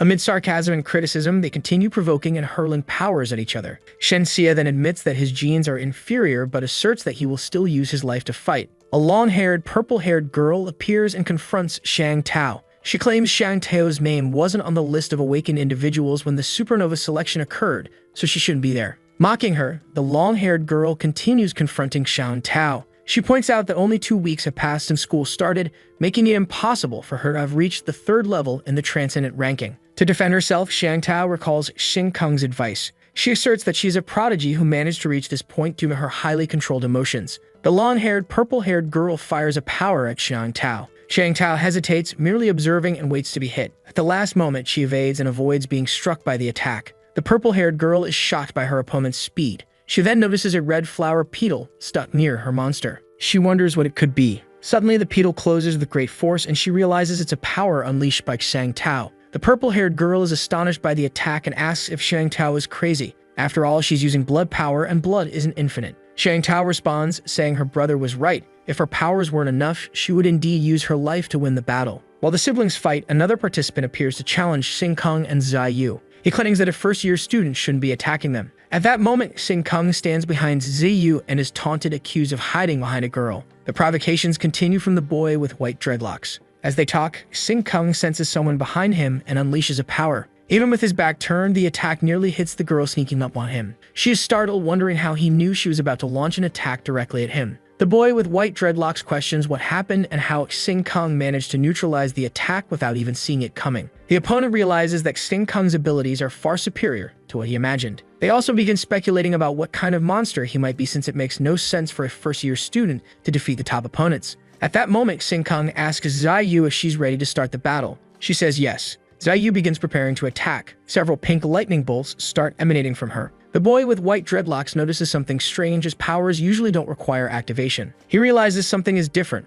Only a rare power requires activation. This specific power is possessed by only a few people, typically those with 94% transcendent genes. It is then revealed that Zai Yu has 95% transcendent genes in her body. This makes her the human record holder for the highest percentage of transcendent genes in a single body. Xiaoyu continues focusing and activates her pink lightning against the opponent. At that moment, the forest where they are battling turns pink, astonishing all the other opponents, including the Supernova host. Everyone then turns towards Xiaoyu, surprised by what the girl just did. They still doubt Xiaoyu's power and claim that she is just a first-year student, and they don't understand how she could be a level 3-star transcendent. Trying to face her, another character with black hair and tusks also throws some ice spears at Xiaoyu, who remains unfazed. She erects a pink dome around her, and all the powers they try to throw are repelled and do not affect her. Various types of power are launched at Xiaoyu, but none of them actually affect the girl, who manages to defend herself from all of them due to her pink dome. The girl who is fighting with Xiaoyu uses a very strong ice power, but it is easily destroyed, and the surprised girl doesn't understand how Xiaoyu managed to destroy it so easily. They also do not understand how a transcendent gene can maintain so much energy like Xiaoyu does at this moment. Xiaoyu then appears quite tired and asks for help from Xing. She says that she can't take it anymore. She then passes the powers to the boy, who says that she should continue learning the control of her own magnetism that she possesses. She says "ok" and then continues in the same way. The opponents are quite irritated without understanding how they could not beat the first-year students. They remember that to win the battle, they would need to beat the captains, but that this is just impossible in the group of Xiaoyu and Xing. Even so, they try to eliminate the captain as quickly as possible and resume attacking Xing. The boy just scoffs and says that if they choose him, they will be eliminated even quicker. Various forms of power are launched, such as ice and even flying sand. The battle is broadcast to all the other students. Many powers are fired at Xing. The protagonist is not shown at this moment, only the fired powers and the opponents trying to fight him. In a swift move, Xing then appears and grabs the white-dreaded boy by the head. He says that he was not easily eliminated, but the opponents could indeed be quickly eliminated. He then throws away the white-dreaded boy and fires a new power. The opponent does not understand what happened and wonders what kind of power this is and how this could happen. Everyone is shocked by what is happening and does not understand how Xiaoyu has so much power in this way. The professor who previously doubted Xiaoyu's performances says the boy now has a problem, as his performance is definitely not that of a first-year student. He then asks that the protagonist be investigated and that his transcended genes also be. Xing's professor then stands up. He responds that everyone who doubted him, doubted his team, and also blamed him for enrolling first-year students in the Supernova contest. The director of the institution, Jim King, is sitting in his office. Two characters are in front of him and they chat. The long-haired white man says that Nikkei is much quieter since these two people visited them. He then explains that the institution has undergone major changes over the last decade. Shiz and his uncle are standing on the Fan family's laboratory. They then remember that Shiz needs to receive the honors for the Supernova selection.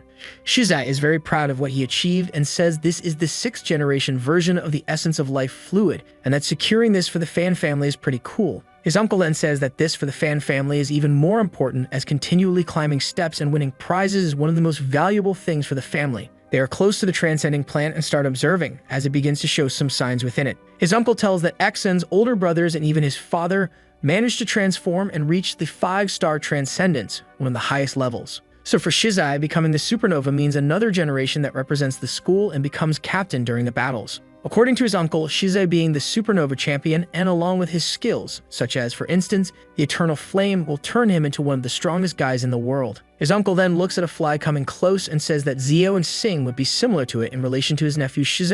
Fan then says he needs to find just one more opportunity to crush his nephew Fan Shiz's opponents, and he says yes. Shiz then shows himself quite confident of the conversation he just had with his uncle. He then goes out into the forest, already contending the end of the Supernova. He believes it's not just Rouge watching, but also cameras live broadcasting throughout the forest. Shiz then unleashes the power of fire. He continues walking and believes he can indeed beat the protagonist in the Supernova competition. As he gets closer, he sees Xing also approaching the next Supernova competition location. He realizes that the boy has reached this position with a chance to win and thinks the boy is really lucky. However, he says it's just that and that Xing couldn't possibly know the exact location of the prize. While he's immersed in his thoughts, he realizes Xing is running towards somewhere. He doesn't know exactly where. When he notices, the protagonist is heading towards the prize location. He thinks it's just a coincidence and not something Xing would really know where he was going. Shiz doesn't question if the boy really knows the exact location of the prize. Even so, he continues to underestimate and say that the boy is just lucky. According to Shiz's thinking, a guard who was looking after the prize at the end sent a message to him stating exactly where the secret is. He says the young man guarding is someone of 4-star ranking, but that in addition to being there taking care, he also manages to attack the minds of the transcendent without any prior movement, so he could prevent the hero from winning the prize. Still, according to Shiz's explanation, the only person who could collect the prize would be him. Xing then is heading towards the location where the prize would be. He says that in his eyes, the students from the forest are just tiny specks of color, while the exterminators are like big blue lights. He recalls that in past lives, he's seen the same edition of Supernova and therefore knows exactly who the guardians looking after the prize are. The boy believes that by winning this prize, he will be able to advance to the 3-star ranking in the transcendental level. He then notices something on the ground. He exerts some effort and manages to pick it up, declaring it as number 1. When open, there's someone looking at him. They are surprised. He is called Blue Flame and he recognizes that it is the metal boy. He is then surprised by numerous powers launched at him. Shizai watches the scene from afar and notices that the exterminator called the boy Blue Flame. The exterminator continues to launch more powers, urging Exin-kun to return. Claims that he will not win the prize. Unfazed, the protagonist steps into the hole to confront his opponent. Knowing who he's dealing with, the exterminator reveals he knows exactly who Exin-kun is, the Blue Flame boy. However, he is powerless as no one believes he is the person he claims to be. Shizai, evaluating the scene from a distance, tries to understand the relationship between the exterminator and Exin-kun. He asks his friend, the one protecting the prize, to stop Exin-kun. Shizai's accomplice realizes he only needs to do the basics to ensure his partner can reach the prize before Exin-kun does. He then fires physical shocks towards the boy. The boy asks for calm. Despite this, Exin-kun does not stop. Shizai's friend begins questioning what's happening and why he's like this. Lin Shi is nearby, and Shizai's friend says that if there's anything he found out, they need to know to be able to stop the protagonist. More physical shocks are released. Suddenly, an explosion occurs. Exin-kun transcends again, and a massive monster appears. All the people start questioning what that is. They don't understand that it is transcended Exin-kun. They start questioning how his mind can be so powerful. Lin Shi falls to the ground. Exin-kun then passes everyone and reaches the grand prize. He then realizes he's a robotic transcendental, which will serve as a great armor for him. He states his goal is complete and he can now start getting more involved. Before leaving the area where the prize was, he says that this is the aura of the monsters from the underground. He holds the prize in his hands and apologizes to the humans. Then he says that the peace of the current world ends now. Many invisible monsters then begin to emerge. The boy, who can sense the presence of monsters, realizes that there are 3 invisible monsters there nearby, and that they are heading towards the tunnel that leads to the Nuanu institution. They then realize that the invisible monsters are heading towards the institution, and that as they are hosting the supernova, all the freshmen are there. The men also know that the institution does not have enough power to protect the students at this time, and that if the 3 monsters get there, the students would become easy prey for them. The professor and his assistant then wonder if this is just a coincidence, or if the monsters found some way to lure them away from the mountains. They come to the conclusion that this could be worse if humans had underestimated the intelligence of these monsters. They then warn Shangwen that this is very dangerous and that it's a large trap, and that 3 invisible monsters are heading towards the institution, and that with this, all the students are in great danger at this moment. They further state that they need to send all the students back immediately. When they look, a great power comes towards them and everyone despairs. A man appears with his hair split in the middle and some scars on his face. They realize that he is a 4-star man and say that he better be careful and not support the monsters. Otherwise, he could not be saved in every sense. The boy then replies that monsters are products of human genetic failure and that they lose their sanity in the process. And according to research, the 4th stage of monsters only involves animals. He continues to explain and give more details about what differentiates a monster from a human. The characters then begin to wonder what things would be on the other side of the tunnel that leads to the institution. 2 boys are standing on a lookout, observing the evidence. They are there to prevent monsters from other realms being attracted by the transcendence during supernova selection. One of them says he has been an exterminator for 5 years and is now on this duty of preventing monsters from attacking supernova students. He even says that the country has great control of the monsters, that it's difficult to spot a monster from other realms now. Suddenly, a blue light hits the 2 guys who were up on the lookout. They then question what it is and if it's any good.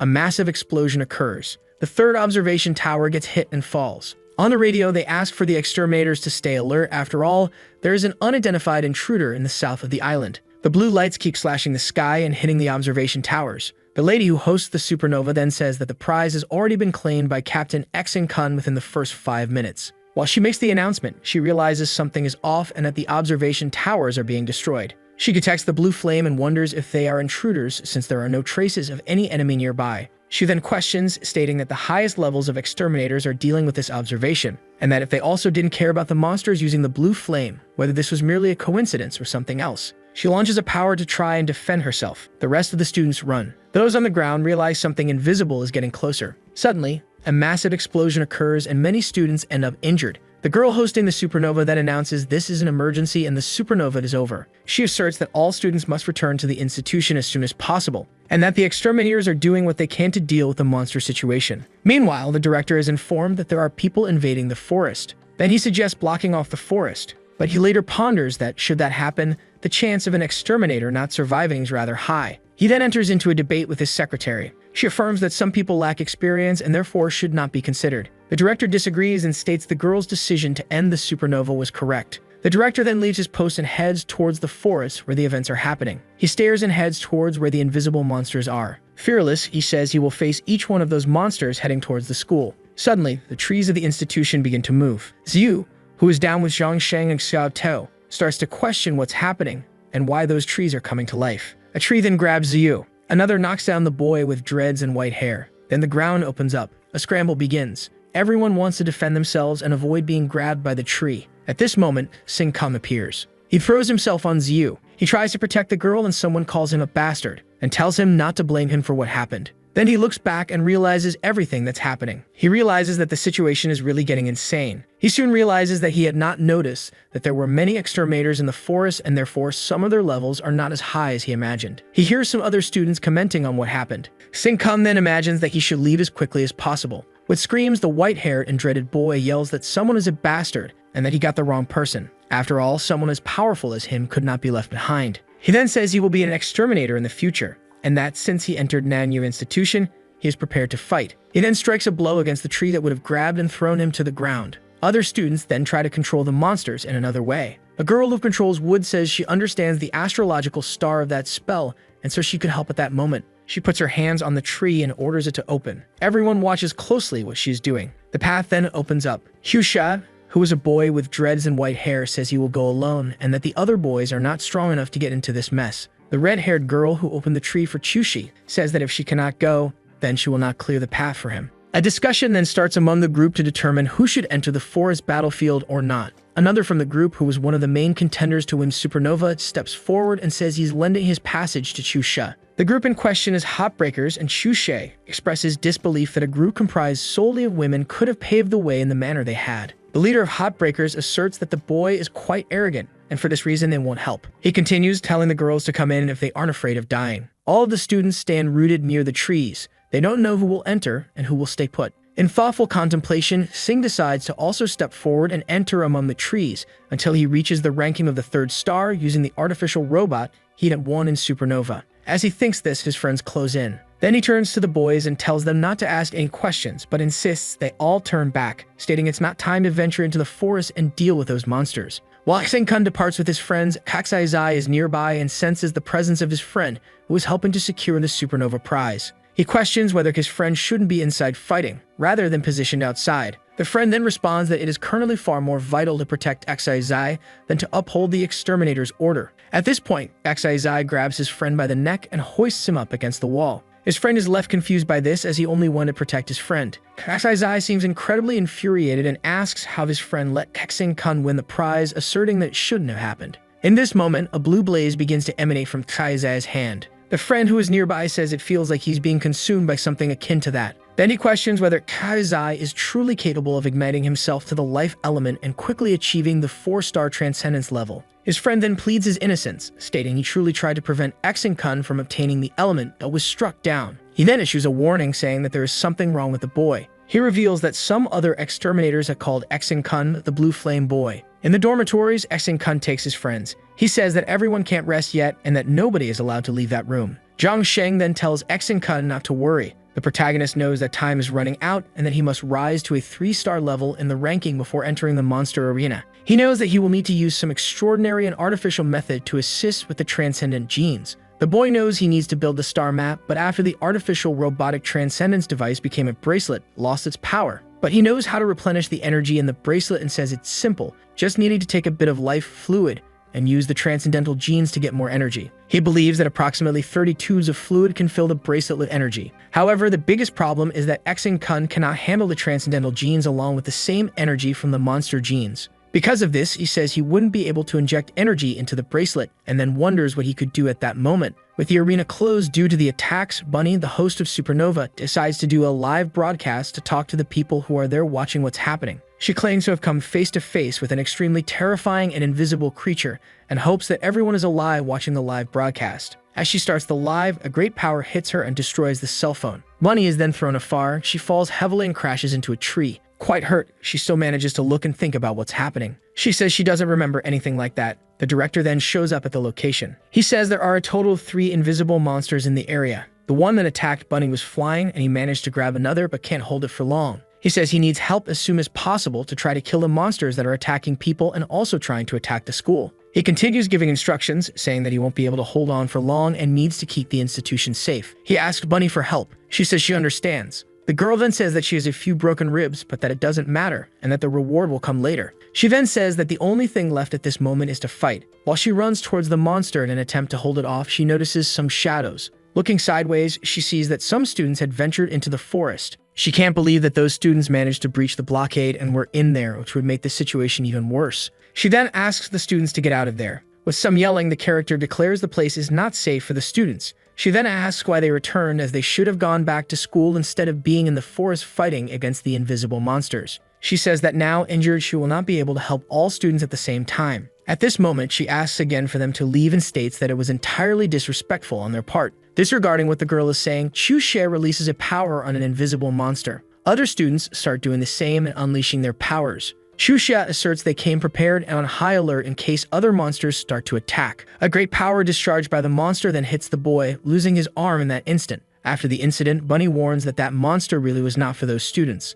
At that moment, the girl grabs Chu-She and takes him back to the forest. Bunny is quite annoyed after all. The students shouldn't have entered the place, and now one of them ended up losing an arm. She then asks for everyone to stay focused and attentive, and says she will cover all the students until they get out of the forest. The students then say they did not underestimate the monsters, and they knew how strong and terrible they were, but they chose to confront them anyway. They make a plea for the students with the greatest strength and combat capabilities to become part of the fight against unseen monsters. They continue by saying that even if all of them die, they wouldn't be much farther from death than where they are right now, and that all the strongest students could aid the combat forces. They then ask for Bunny to release and let them fight until the end. Then she says they are ridiculous, and that because of this, everyone should die today. However, everyone unleashes their powers at the same time and attempts to attack one of the unseen monsters. In one of the strikes, apparently, one of the monsters is hit. Elsewhere, Shangguan is near the tunnel. She goes in alone, and they question if she is insane after all. She doesn't know where that tunnel leads. She decides to face the monsters inside with all her might.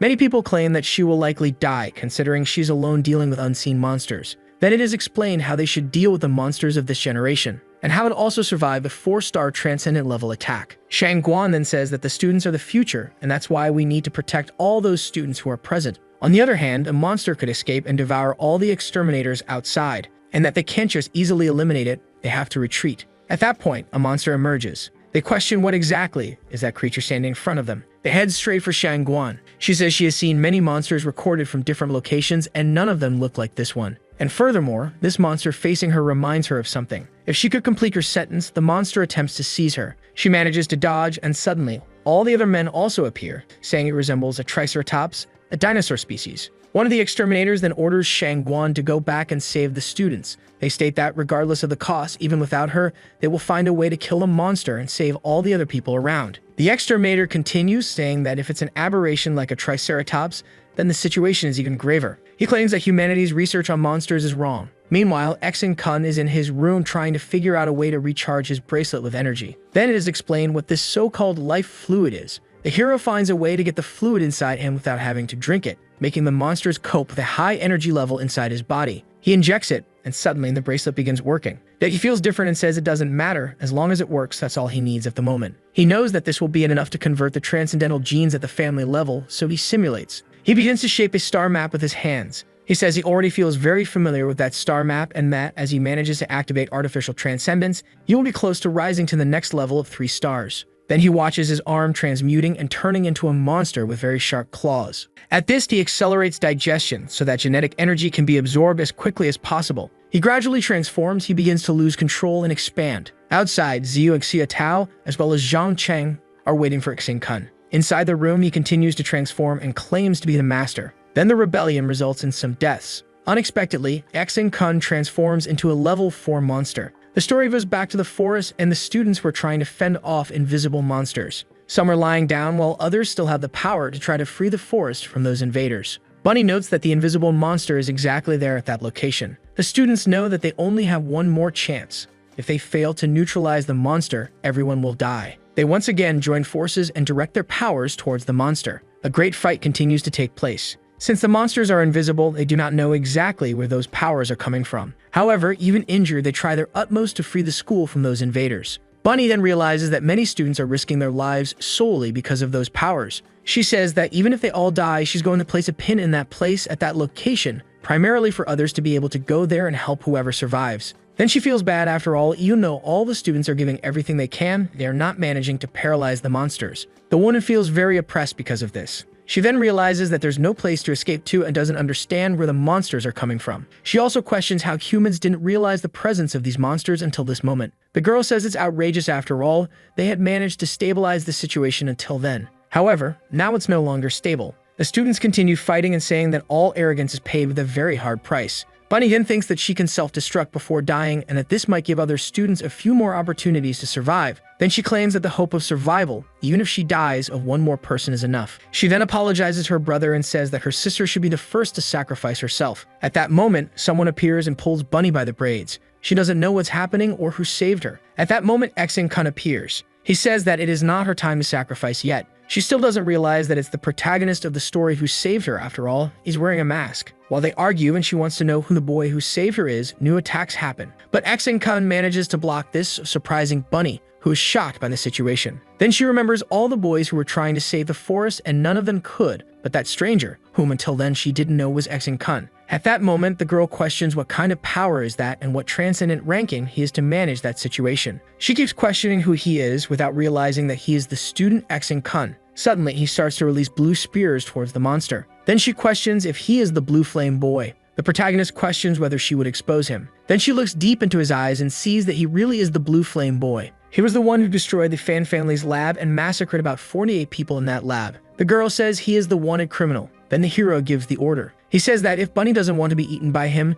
she should take all the people who are in the woods and take them to other places, not leaving anyone in his way. Exin-kun then transcends and a new monster comes out through his hands. At this point, the other students approach Senior Sister Rabbit. They question about the monster's appearance and ask what kind of monster that is. She says she's never seen a creature like that before, but she knows that when it becomes invisible, it sucks up some energies, but that the monster is even worse in its visible version. Then she says that everyone needs to leave the forest right at that moment. The students then turn their backs and start to leave. She claims that the one who saved her is the criminal known as Blue Flame. The same goes on to say she does not know who the Blue Flame boy is and does not need to know. She just knows he's a person who has saved them all. Meanwhile, Zio, Zhang Sheng, and Shou Tao are at the door of Big Brother's rooms. They do not understand what's happened, so they believe that the boy is still inside the room. Zio asks Zhang Sheng not to ask too many questions. After all, Xing is just resting in the room and no one should bother him. Footstep noises are heard on the stairs. Suddenly, Fang Shiz approaches. He questions what Zio is doing at the door of his dormitory with his colleague. Zio then pretends and says that she is looking for Xing. She says the school needs him for a few things,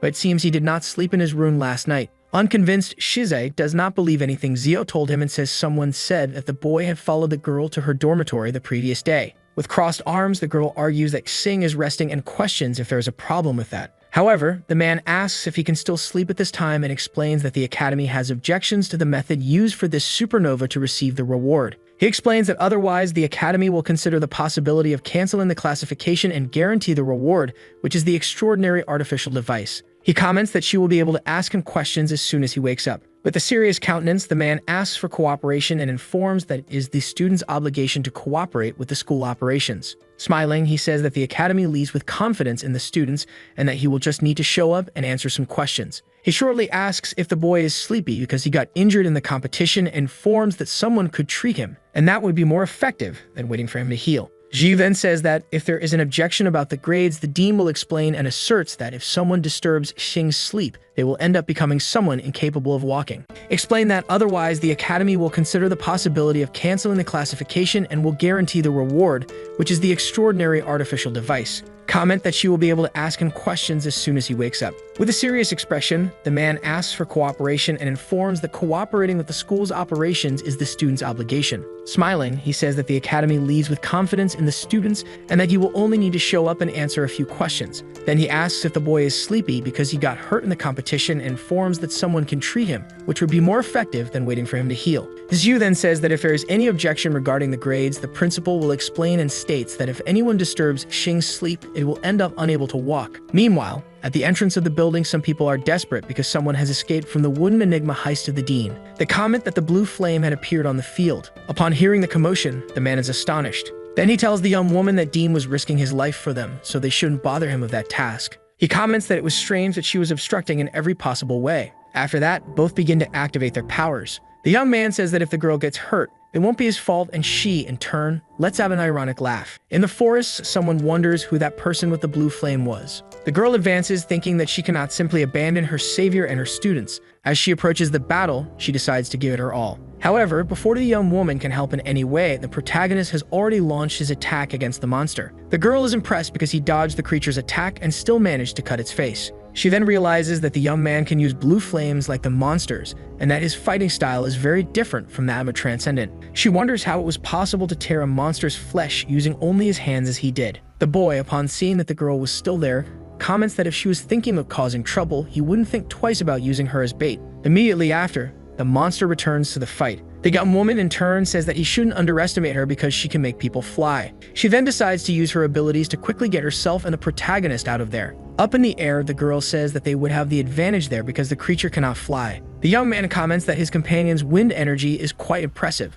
but even so, he cannot remember her. After that, Xingkun asks the girl to use her wind to send him into the monster's mouth. She, in turn, decides to do what the protagonist asked. The monster prepares to launch its attack to hit the boy as he falls. However, the young man dodges the blow and praises the girl's good control over the wind. Immediately after, he pierces through the creature's mouth and says that the power of the earth dragon has fused into the bones and nails of his left hand. He comments that this evolution is heading in the right direction because he can control his physique well without completely exploding. Watching the entire scene from afar, the girl thinks that Idiot's fighting style is really strange. Another monster of the same race can sense the blow that its companion suffered. The people taking care of the creature wonder what's happening and say that the pressure they feel is from a fourth classification monster. 3 monsters were simultaneously exerting that pressure. Xingkun says that this was not common for a creature and comments that there's a king's aura present. Then he realizes that within those monsters lies the power of the Monster King. And then he smiles because that was something fantastic. Immediately after, the girl starts feeling an intense headache, as if a blade were splitting her skull. As she falls, she realizes that the pain is preventing her from using her abilities. She then tries to stabilize herself as quickly as possible. But just as she is finally regaining control, she finds herself face to face with a monster, which quickly grabs her by the hands and feet. The young woman tries to use one of her abilities to defend herself, but she realizes that she still cannot fully control her genes, and she thinks that no matter how much she tries, she still remains powerless. Then the girl begins to remember when her brother tried to save her from a disaster, and a monster appeared to attack the children. However, her father appeared to defend them, but all the effort was in vain and she thought she would probably be devoured. However, the protagonist appeared before anything bad could happen. The young woman, in turn, told him to run away or he would be devoured too. Xingkun then questioned why she cared about that. After that, he threw the girl away, saying that she would be a perfect bait. She, in turn, became irritated and called the boy scum. The boy said that the tentacles' attack state was different from their feeding state. Then he decided to attack the creature's esophagus. The monster started getting irritated with the situation. Seeing that, the girl asked her companion to be careful. The protagonist then said that it was already too late for the creature to escape. Then the boy used an ability that destroyed the monster from the inside out. The girl was frightened upon seeing that ability. Immediately after, Xingkun decided to devour the creature, but before he could do anything, the monster exploded its own tentacle. After that, the creature managed to land a blow that pushed the protagonist away. The boy then thought that to absorb it, he would have to defeat the creature first, so he would need to unleash all the abilities of 4 mutation stages. Then the young woman approached and the boy asked if she wanted to be devoured. And then he placed his hand on the girl's face and told her to stop interfering. Seeing that, the girl remembered her father. After that, she turned to the protagonist and called him Dad. Xingkun in turn found the situation strange. Realizing what she had said, the girl became embarrassed. As the girl fled in embarrassment, the boy told her not to let the students come back there again. The young woman then said that maybe she was in love. A young man asked Shai Zai for them to leave because if the monsters entered, no one in the academy would survive. The young man in turn responded that they would wait a little because he needed to help confirm Xingkun's identity. Then he said that if the boy was the blue flame, this problem would be easier because his family needed that transcendent gene chain. While confronting Jiu, the young man said that her talent was truly exceptional, but that she was still very inexperienced.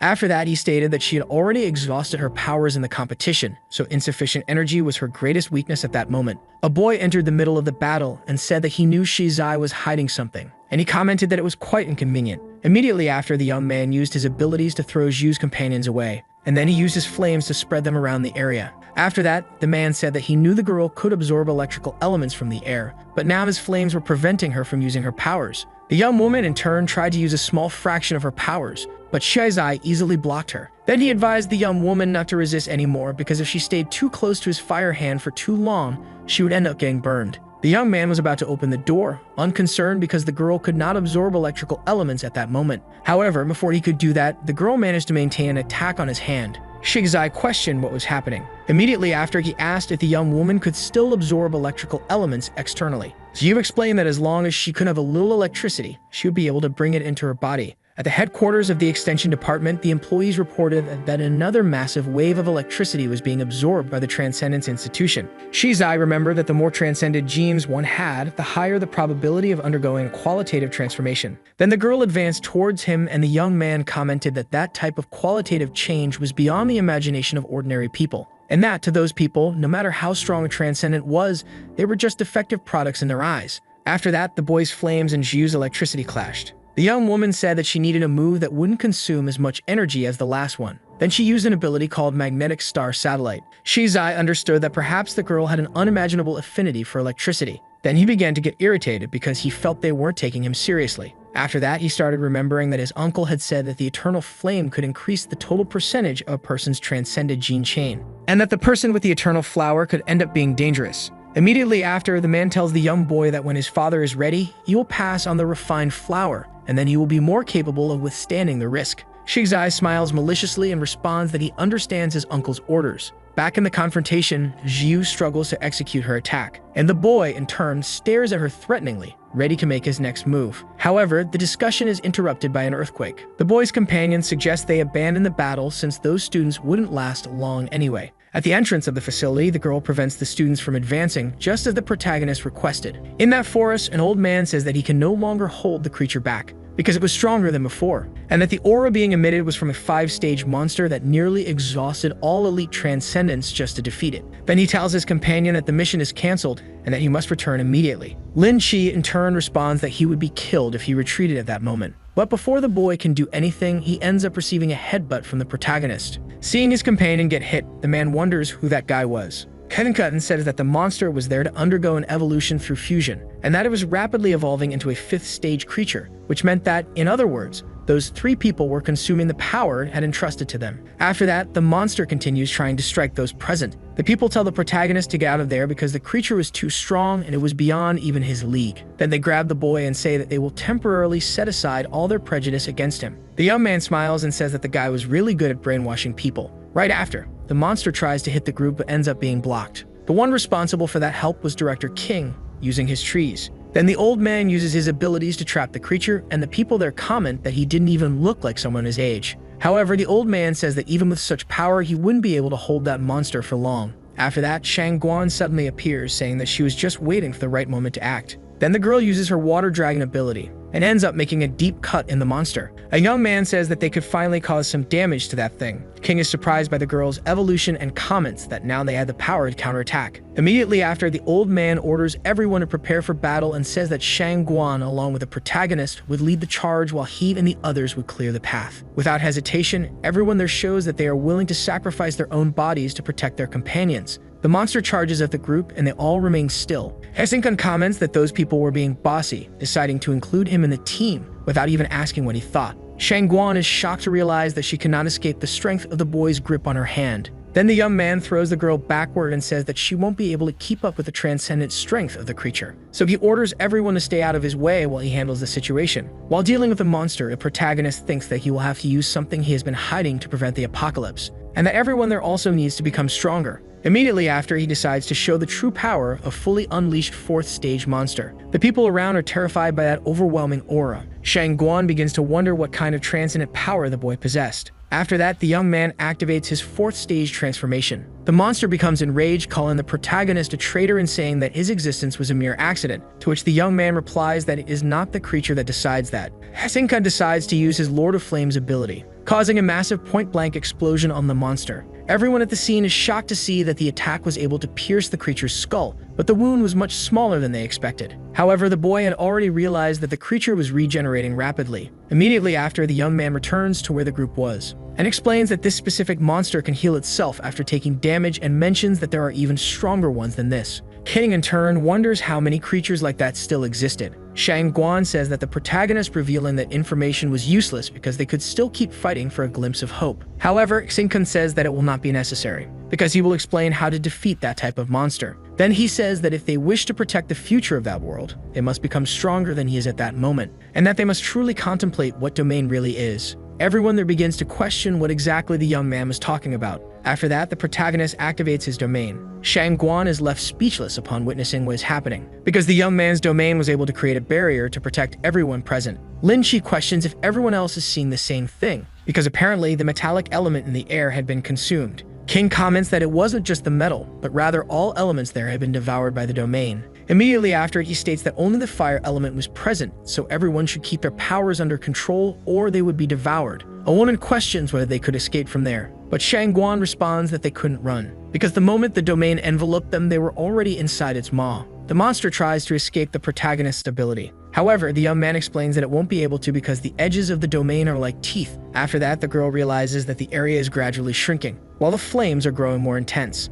Someone wonders what name the protagonist will give to that domain. Director Ching, in turn, tells her to stop acting recklessly because that is an opportunity others can't even beg for. The domain of flames is extremely formidable, and the monster's healing factor won't be able to keep up with the speed of the fire. But the old man starts to find this situation eerily familiar. 20 years ago, at the end of the battle between the elite transcendents and the monsters, the creature's final strike killed the strongest warriors of that time. Back then, King couldn't see clearly from afar, but he clearly remembers that the monsters also possess blue flames. Immediately after, he thinks about how the protagonist and those ancient creatures were equally dominant and powerful. Xinkun begins to feel extremely hungry because the consumption of the devouring hell was too much, and he thinks that if he doesn't feed on something soon, the people he is protecting will be in danger. After that, he starts trying to feed on the monster. The creature in turn questions how the boy managed to unleash a 5th classification domain, and says that such power was granted by the king. Xinkun then says that it cannot be obtained by him, and that he cannot even decide it. Then the protagonist begins to consume the monster.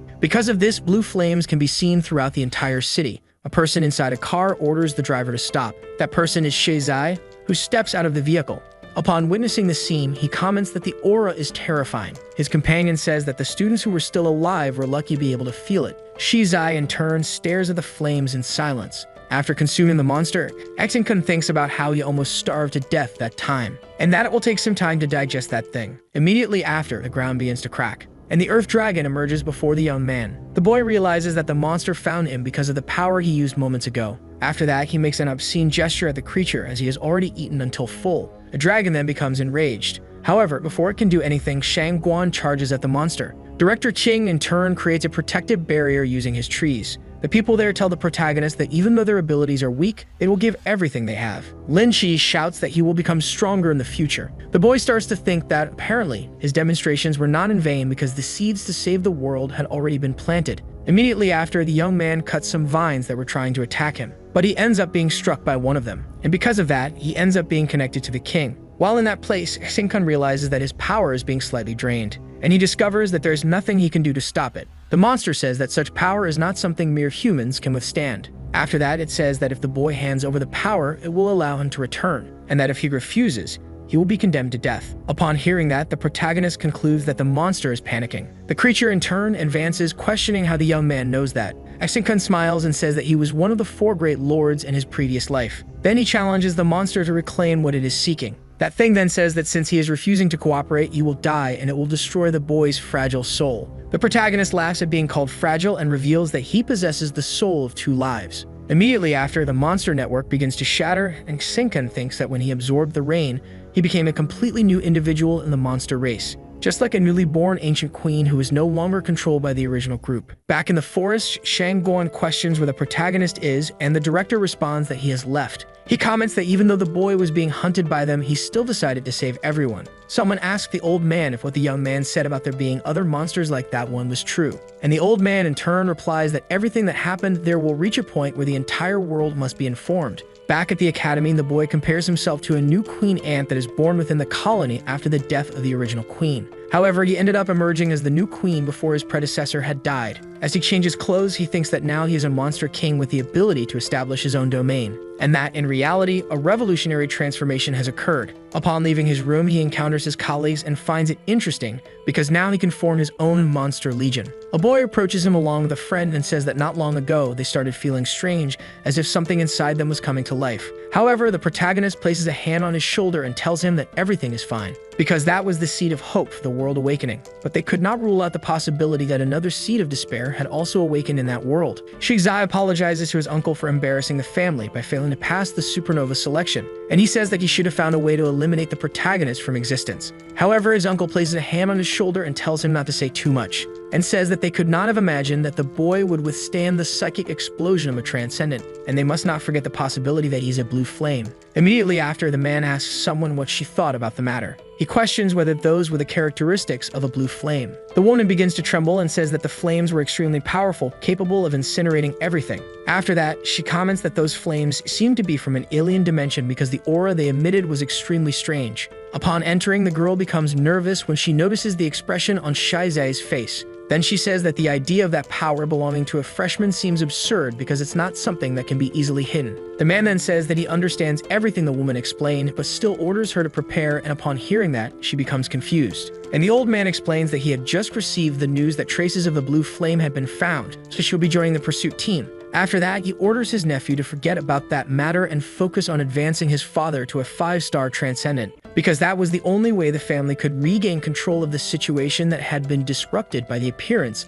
of the invisible monster. Shizai, in turn, says that he will do his best, but thinks that the real reason they want to do this is so his father can deal with that monster. That eternal flower can accelerate the training speed of transcendence, but it can also transform the user into a creature. And it can also grant access to the eternal flame, but there is a chance that the person will be incinerated. Upon placing his hand on the flower, he notices that the hole that had opened earlier has closed, and he wonders if he is no longer capable of extracting the eternal flame. Immediately after, he thinks about how he and his family needed the eternal flame even more now. After that, Shizai hears a voice saying that it wants to place its hands on his flames. The boy is startled and wonders if the eternal flower is communicating with him and begins to believe that it is because he'd absorbed part of the eternal flame. Then the flower says that if they desire its flames, it must bring her the gene carriers of the monsters. In the dormitory, Jiu is taking a bath but remembers that she forgot to grab her clothes. However, she knows she cannot go out to get them because the protagonist is in the room. The girl complains, but the boy doesn't care at all and responds that half of that dormitory belongs to him now,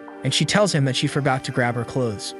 Hessinkunt, in turn, tells her to go out and get them herself. After that, the girl gets irritated and asks the young man for help. He then uses his vines to hand her his own shirt since Jiu's clothes were at the bottom of her suitcase. As she gets dressed, the girl feels embarrassed and thinks about how wearing it makes her uncomfortable. However, her embarrassment fades when she sees that the protagonist didn't even look at her. Immediately after, the girl questions what the boy is doing. He then turns around, smiling, and says that he wants to inject his genes into her. Jiu gets nervous and asks what he means by that. The boy repeats his words, leaving the young woman embarrassed. She then says that he is talking nonsense. Hessinkunt ignores her and moves toward the girl, saying that he will finish quickly. The girl gets irritated and uses her electricity abilities. The protagonist manages to dodge and thinks that the girl probably misunderstood everything, and because of that confusion, he almost got electrocuted. After that, he realizes that his thoughts are impulsive now, and that his current ability can grant rain to a creature in exchange for his monster power, but he decides not to test that on Jiu. Then he thinks that maybe it would be better to test it on a rat and see if it turns into a Godzilla.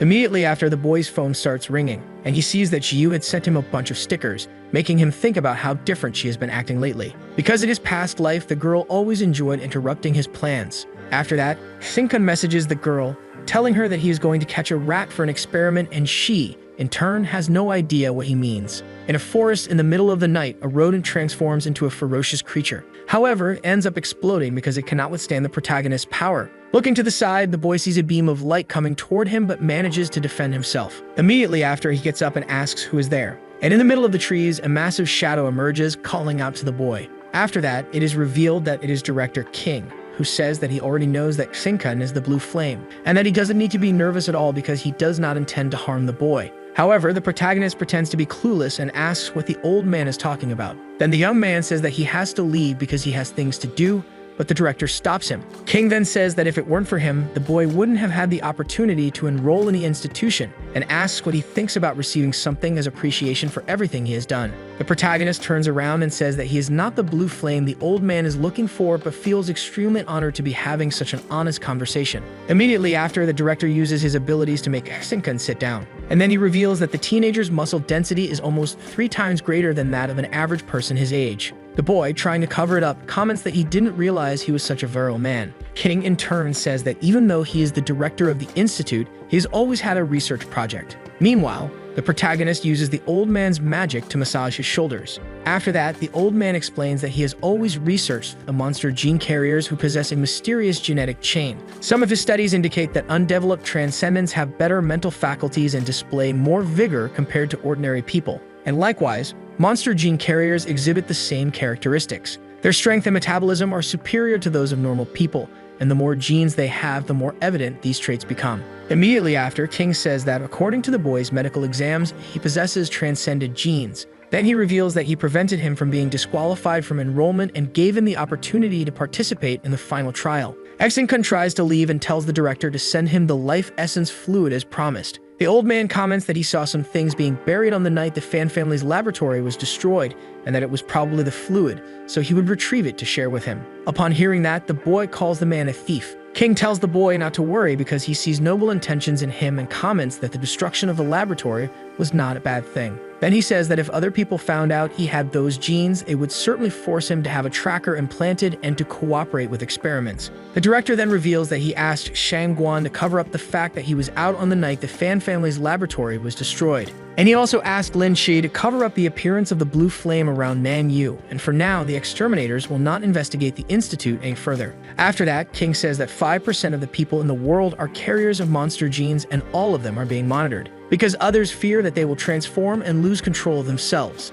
Then the man asks how the boy is able to control his genes. However, Shinkan continues to insist that he is not the blue flame. The director in turn says that they need to find a way to control those genes or else everyone around them will end up getting hurt. Upon hearing that, the young man says that the blue flame may have a way to help control monster genes. However, from a human perspective, it might not be a good thing and could end up causing panic. The old man questions how something like that could happen. After that, the boy asks what he thinks monsters are, and the old man replies that he believes they are a new group that they still do not fully understand. Then Shinkan explains that all monsters are like an ant colony, and the blue flame became the king of another colony by coincidence. Immediately after, he says that, in fact, a single ant is not scary at all unless there are 5,000 of them. King is shocked to realize that the boy's plan is to become the king of all gene carriers. After that, he tells the protagonist that he is being placed in a difficult position and cannot make that choice. But he says that he will support him in whatever the young man thinks is best. Upon hearing that, the boy smiles, and he jumps on top of the director, saying that the blue flame is probably interested in taking the Monster King's subordinates.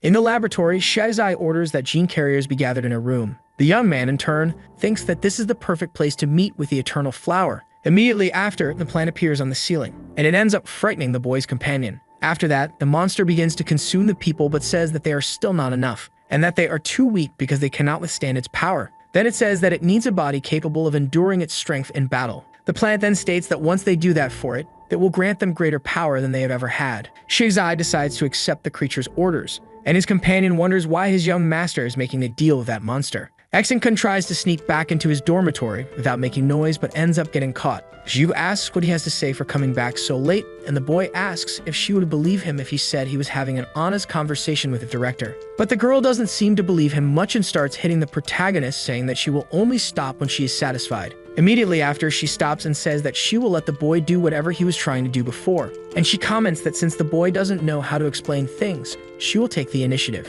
However, before she can do anything, the boy uses his tentacle to inject something into the girl. Zhu asks what he is doing, and the young man in turn responds that he is injecting his monster genes into her. The girl, upon hearing that, decides to leave the room, and says that she is feeling sleepy. After lying in bed, she feels embarrassed with herself for misunderstanding everything, and she starts thinking about how the protagonist really seems to have turned over a new leaf. The next day, the boy is watching a video of Director King's granddaughter, and he comments that besides himself, she's the only one in Hua set up with the most monstrous genes. At the hospital, a wheelchair-bound boy tries to press the button on the vending machine, and the young man with him says that if he has difficulty moving, the best thing to do is to stay home. Immediately after, the man pushes the young boy out of the way and says that he is in a hurry. The boy gets irritated because he had already paid for his drink. After grabbing the can, the man takes his own coins and throws them on the floor as a way of returning the money. The boy gets furious and says that he will beat him to death. However, another man appears, asking the teenager to calm down because he already got his money back. Nevertheless, the boy is still angry. Then the man says that his duty is to accompany him for the monster gene risk assessment, so he cannot allow the young man to get into trouble. Upon discovering that the man who took the drink says that such aggressive behavior was already expected from a monster. After that, the man turns around and comments that that kind of person is a waste of social resources. But before he can leave, an explosion almost hits him. Then Gong Xiao appears, punching the wall. The man who was with the boy says that, as class president, the girl's duty is to set an example and not cause more trouble. The girl, in turn, smiles and responds that she was just retrieving her colleague's money. Seeing that the boy in the wheelchair is left speechless. Immediately after, Gong Xiao punches the wall again to return the coins that the man had thrown on the floor. And she says that there were still more that he had dropped at her friend's feet and questions whether he would pick them up willingly. Frightened, the man says he will pick them up immediately, and she then grabs the drink that belongs to her friend. She introduces herself, saying that she is the person with the most monster genes in Huaxia. After that, she reaches Yang and tells him they should leave quickly, or they would be late for the test. As the girl pushes him through the corridors, the boy says that carriers need to stay calm to reduce the chances of turning into creatures. However, he comments that he cannot do that and that he will probably be equipped with a security collar by the end of the day. And then he will no longer be able to hide his identity, and if he ever loses control, his collar will instantly inject lethal poison. But instead of consoling the boy, the girl says that this is a good thing. She gives the example that when he rides the subway, people will clear the way for him to pass. Then Gong Xiao tells the boy not to think too much about it because she believes that one day scientists will find a way to control monster genes. In the dormitory, the protagonist tells Zhu that he's going to meet the person who currently has the highest number of genes. However, the girl says she will go with him. In the elevator, a young man asks if the class president is nervous about the risk assessment, and to reassure her, he comments that he believes they won't have to use the security collars like last time. Zhu comments that apparently the protagonist likes women with white hair and purple pupils. The boy asks if she was trying to say something, but the girl avoids the topic, saying that their bus was taking too long to arrive. ActionToon in turn responds that the vehicle's delay is indeed strange. Immediately after, the young man begins to sense a strange smell. Then a masked man appears, driving the bus, and says that he has already spotted the target of the assassination mission. Stating that, the young man tells Zhu that there is a 4-star classified transcendent inside. After that, a gauntlet appears on his hand, and he uses it to tear a piece of metal from a bar, and he hurls it at the vehicle, which ends up cutting it in half. The driver wonders how the protagonist is using only a small amount of power to condense a large quantity of simple iron elements together. Then the man jumps out of the bus, admitting that trying to kill his target by running him over was unrealistic, so he will have to go all out to complete the mission. And he thinks that this is the perfect moment to test the new abilities he gained from the Eternal Flower. But before he can do anything, Sinkun strikes him on the head. The assassin is surprised and wonders how that young man is considered only a 3-star. After that, the boy comments that his glove feels like an extension of his own body, even though it is still not comparable to his own genes. Then the young man calls the director, informing him that he has just eliminated an enemy who is clearly not a good person, and asks if he can take care of it. However, he requests that before that, someone be sent to take him to the hospital because he suspects there might be some commotion there. ActionToon tells his companion that the assassin is probably a fanatic of the Fan family, so handing him over to Sing might help uncover something. Immediately after, he begins thinking about the hospital because in his past life, he was also there, but at that time, nothing important happened. However, this time he has a bad feeling. A doctor tells Gong Xiao that her current strength is 3 times that of an ordinary person, proving that monster genes have begun to significantly affect her body, and says that she cannot allow her to walk around without a security collar. After that, the girl says that she will be fine as long as her device is activated. As she leaves the room, she receives a call from her grandfather, asking if she passed the danger assessment. And the young woman responds that she failed to pass, and the old man in turn comments that his granddaughter is very carefree but says that everything will be fine, because someone is coming to visit her and she may end up being freed from the monster gene collars. And he only asks that the girl cooperate, but she in turn questions whether it isn't just a shabby place. Immediately after, Gong Xiao says that someone might need that place more than she does. King in turn says that his granddaughter's situation is already extremely dangerous and that she needs that place more than anyone else. And he explains that if something happens to her, he won't be able to face his deceased daughter. After that, the young woman says that her grandfather's lifelong reputation should not be tarnished because of her. Before the old man can say anything, the girl hangs up the call. Then the director speaks to himself, saying that the protagonist must make sure to choose her. Yang feels uncomfortable while wearing the collar, and the scientists try to calm him down because if he keeps touching it, the needle with the lethal poison could be activated. Before the discussion continues, the boy is informed that his sister is calling, and he, in turn, asks everyone to remain silent. Upon answering the call, the boy says that he passed the danger assessment and that he arranged to watch a movie with some classmates. A girl arrives in front of the facility, and she starts a live stream filming the place. However, after that, the ground of the area starts to crack, and the girl realizes that the hospital is sinking deeper and deeper into the ground. Then the young woman starts hearing screams calling for Yang. She begins to worry because the rock walls are collapsing, and with that, the hospital would end up being buried. There are still people inside. After that, the young woman uses her abilities to prevent the stones from hitting people.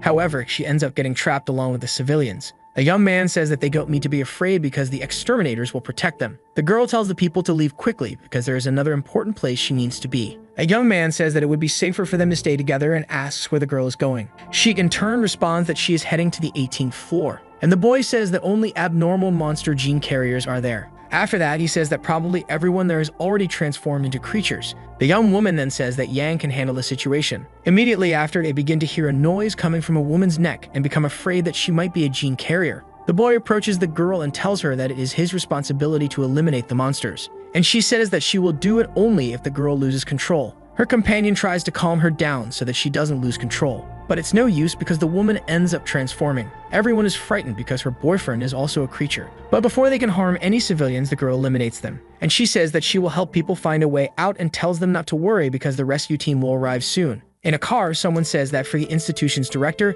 he is quite slow and they will arrive at the destination too late. King tells the protagonist that they have received information that the hospital has collapsed. And that it was a large-scale land collapse, causing the entire place to be sealed underground by rocks, along with some gene carriers. Immediately after, he orders Exinkan to take charge of rescuing the institution's students. The boy, in turn, starts thinking that something is definitely wrong, but he decides to accept the mission. However, he requests that the members of his team meet him. In the cafeteria, Sheng tells his sister that he can't stop eating, and that even if he eats until he bursts, he still feels hungry.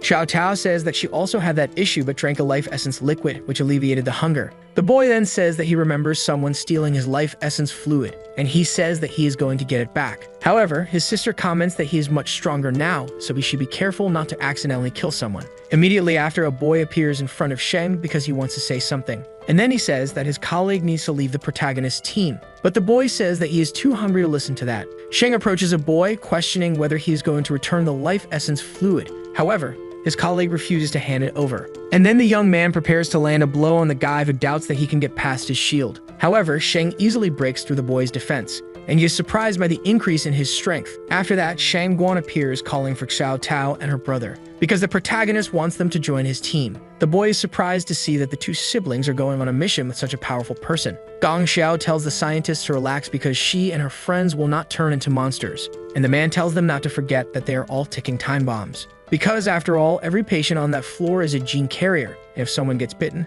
they will also turn into one of those things. And there are also some staff members who are very valuable to society. Then the scientist says that if it were up to him, he would kill them all to eliminate any future threats. Galing Xiao scowls and says that is way too extreme. But she ignores all of that and goes to tell Yang that now both of them have those security collars so they can ride the subway together. After that, she tells the boy that he should show some passion, because there will always be people who love them as long as the sky doesn't fall. However, the girl's speech is interrupted by an earthquake. Immediately after, everyone begins floating due to the lack of gravity. But soon gravity returns and the debris starts falling on everyone. However, the scientist saves them all and says that at that moment, they are all extremely dangerous. Gong Xiao tells him to relax and not let it affect him, because his prejudice will make him lose the focus he needs. After that, a monster attacks the doctor from behind, and the entire group watches as he gets devoured. Then they decide that they need to get out of there immediately because that monster will evolve as soon as it finishes its meal. However, the glass and doors on that floor are bulletproof and the nurses are armed.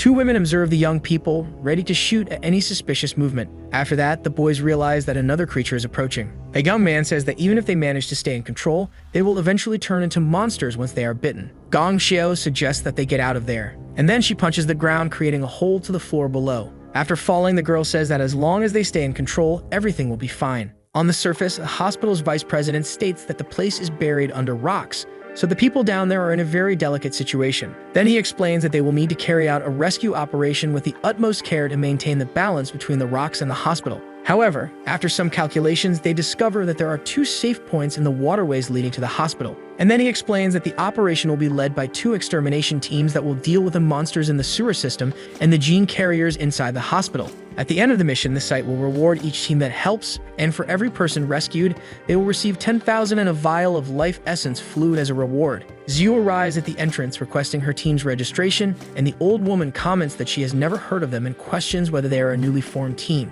After that, the woman says that she wants more experienced people, but her eager assistant mentions that no other teams are available. The old woman then says that the hospital's reputation must be low because of her, and the nurse tries to cheer her up. Immediately after, Zhu says that they are ready for the mission, and then she informs someone on her phone that they have secured the 2 points and that they can stop blocking the others. On the first route, Shang Guan will lead the group. Meanwhile, on the second route, the protagonist comments that there is something suspicious about that collapse, so he asks the team not to get involved. However, the people do not listen and continue moving forward, stating that the boy decides to use his gauntlet to stop them. After preventing everyone from advancing, Xingkun says that they should not move forward for the sake of everyone's safety. But the people end up getting irritated and start thinking that the boy is being arrogant. The young man gets nervous and says that he was just joking and that they cannot fight within their institution. Then the protagonist proposes a challenge where they will face each other and the last one to leave a circle will be the winner. And then he says that everyone can come at him together and that they don't have to worry because he won't call them cowards. A girl says that the last time she did that challenge, her opponent wet his pants.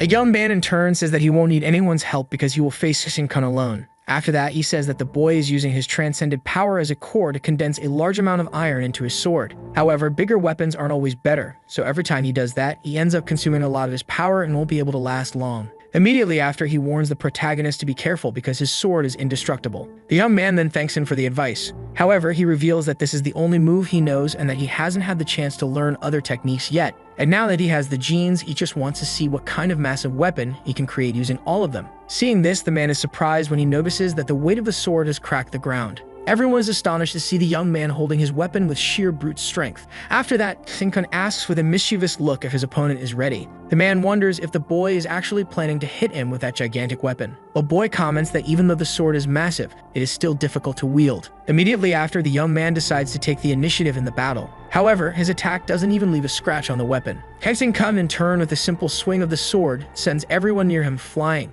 and the protagonist is amazed by the power of the weapon. The people get up unharmed but comment that it was pretty embarrassing. Meanwhile, the boy keeps swinging his sword back and forth, saying that it's perfect for the circle game. A girl gets irritated by the situation and says that she will destroy him. Half an hour passes and the protagonist says that he has significantly improved his skill and that now that the dust has settled, he's taking a break. Then the young man thanks everyone and says that next time he will repay them with an incredible surprise. The others in turn stare at the boy, wondering what kind of trouble he is planning. A loudspeaker announces to the hospital survivors that the Exterminators have begun the rescue mission, and it asks those in danger to find a safe place to wait for the rescue. Inside a dark room, Gong Xiu asks her companions to stay silent or they will be found by the monsters. After that, she says that they just need to wait there until reinforcements arrive, and that there are many guards in that place, so they only need to eliminate the creatures outside. However, she starts to wonder why she hasn't seen any other security personnel besides the one escorting them. The boy begins to sweat and comments that maybe things have gone wrong, but the girl tries to calm him down,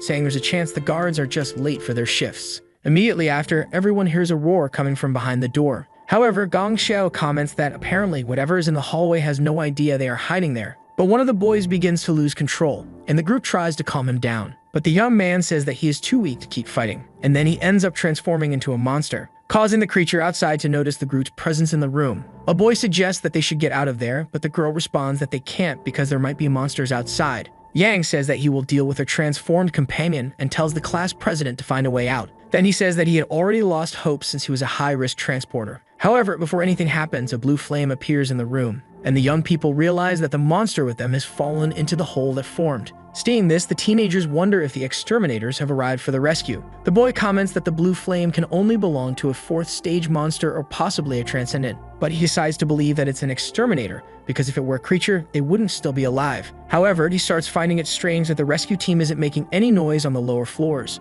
Immediately after, he decides to go down to check, but the girl orders Yang to stop him from descending. After holding him back, the boy comments that this exit is probably a way out. Gong Xiu states that there is a transcendent who uses blue flames, but there are also monsters with this ability. And then she tells them to be careful because it was their caution that kept them alive until now. The young man in turn says that he is afraid of becoming a monster. The girl then forces a smile onto her colleague's face and tells him to always keep a fake smile because that way his brain will be tricked and he won't be able to transform. After that, Yang says that the hallway is too quiet and that maybe the creatures have gone far enough for them to try to escape. However, when he slightly opens the door, the boy finds a hallway packed with monsters. The boy tells the others that they are completely blocked in and that they are lucky not to have been discovered. Then he asks the class president what they should do since they are trapped, and he starts to find it strange that he hasn't seen any exterminators in the hospital. But they remember that Yang's sister was supposed to visit him and try to calm him down. On the 4th floor of the radiology department, a group of survivors reaches a safe area. Rabbit wonders if there is no more danger. 2 people appear saying that the hospital crisis has been resolved and that now they just need to wait for their colleagues outside. They are Shizai's subordinates who say they have already rescued everyone who was trapped. The girl, in turn, sees the security guards lying on the ground, and the man explains that they had never had such a major incident before, so they are exhausted. However, the girl finds it strange that all of them are resting at the same time. Immediately after, the man tells the young woman to rest too, as they are already there. Looking into his eyes, the girl realizes that this is a mind-influencing ability. Rabbit says she doesn't need to rest and asks if they have already rescued the people on the 18th floor. The young man's companion explains that the floor is currently inaccessible because the 15th floor automatically locks in any dangerous situation, but they shouldn't worry because everyone is probably in their rooms. The girl, in turn, questions what they are going to do about the medical team, and the woman then says that they won't be prioritizing those people. After that, she asks if the young woman is planning to go to the 18th floor. Rabbit says that she will look for a way around from the outside. However, Shizai's subordinates don't like the girl's decision at all. At the exit, someone says that they had already warned that stabilizing the collapsed structure with Transcendence powers would take an hour. But the old woman says that those trapped underground are at risk, so the sooner they are rescued, the better. However, the man gets irritated and says they cannot proceed without proper preparation. Then he shouts at the woman, telling her not to interfere anymore. Aichin steps into the middle of the argument, questioning whether the man will take responsibility if someone dies because of the slow rescue. The young man gets furious and thinks about how arrogant that boy is. But before he can start yelling at the young man, he feels an overwhelming presence, leaving him completely speechless. The protagonist smiles and asks why the man is shaking. After that, he orders the old man to step aside and let them pass. And the man tries to explain the situation. But Shang-Wan interrupts, warning that if he says anything else, she will eliminate him. After they pass the man, he wonders what just happened. Immediately after, Aichin says that this must be the work of the Fan family. The old man, in turn, questions what the boy is talking about. And the young man then responds that he has finally understood. After that, the man becomes frightened and starts wondering what the protagonist knows. Rabbit decides to flee, and the woman asks if she is planning to use the elevator shaft to go up. And then she says that this route has already been blocked by debris and claims that they will help her rescue the people who are trapped. However, as they turn the corner, they don't find the girl. Immediately after, the girl flies past them, explaining that in such a quiet space, the wind reveals all small movements. And at that moment, those people's movements clearly indicated that they were about to attack her. Rabbit asks what they did to the security guards and what they are planning. But the young man uses his psychic explosion ability, causing the girl to feel an intense headache. The girl is scared because those people are actually trying to kill her. After that, the woman tries to strike the young woman with an attack, but she manages to dodge it. Rabbit realizes that if she were hit by that attack, she would definitely be destroyed into pieces, and that the young man is also a 4-star transcendent, making her wonder where they came from. Immediately after, the guy uses another of his psychic attacks. His companion says that she will take the chance to land a hit on the young woman. Upon receiving the attack, Rabbit is seriously injured. The woman says that she will destroy her in a way that makes it look like a monster attack so that no one suspects anything. But before she is finished off, the girl uses her wind abilities to fly away. The young man orders his companion to go after her,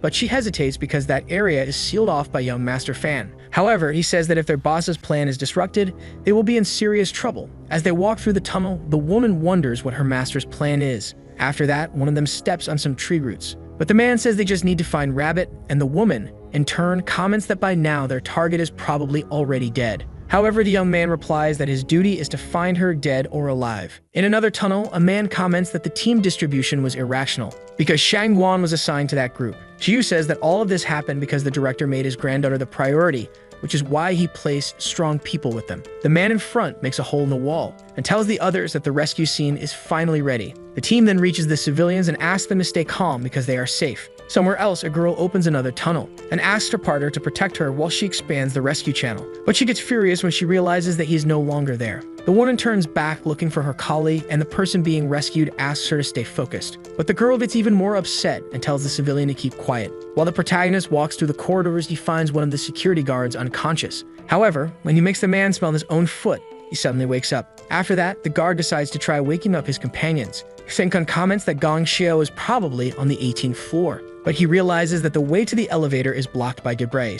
Then he says that if they can't go up through the elevator shaft, they should take the stairs. However, the young man starts to sense the scent of transcendent genes. Upon reaching a wall, he can sense signs of a fight on the other side, and also a familiar smell. After making a hole in the wall, he begins to wonder if the Fan family is conducting some kind of operation. Immediately after, he comes across several tree roots, and he comments that apparently the flame demon is also involved in this. Exinkan says that it's like a predator working together with its prey. After that, he starts laughing at how ridiculous it is. But the noise he causes ends up attracting the attention of the root monsters. The protagonist thinks that's a good thing because now he won't have to waste time looking for the Fan family's laboratory to find that flame demon. However, the bad news is that he has no chance of defeating it, because that demon has the power of a 5th stage being. Immediately after, he says that he had hoped it would be easier since both he and his companions have become stronger. But apparently that demon isn't giving them time to level up. And now, to make things worse, it has teamed up with the Fan family to cause problems on the outside. After that, he says that those tentacles are fast but far too weak compared to that terrifying figure. And he comments that he believes the demon hasn't been fully revived yet,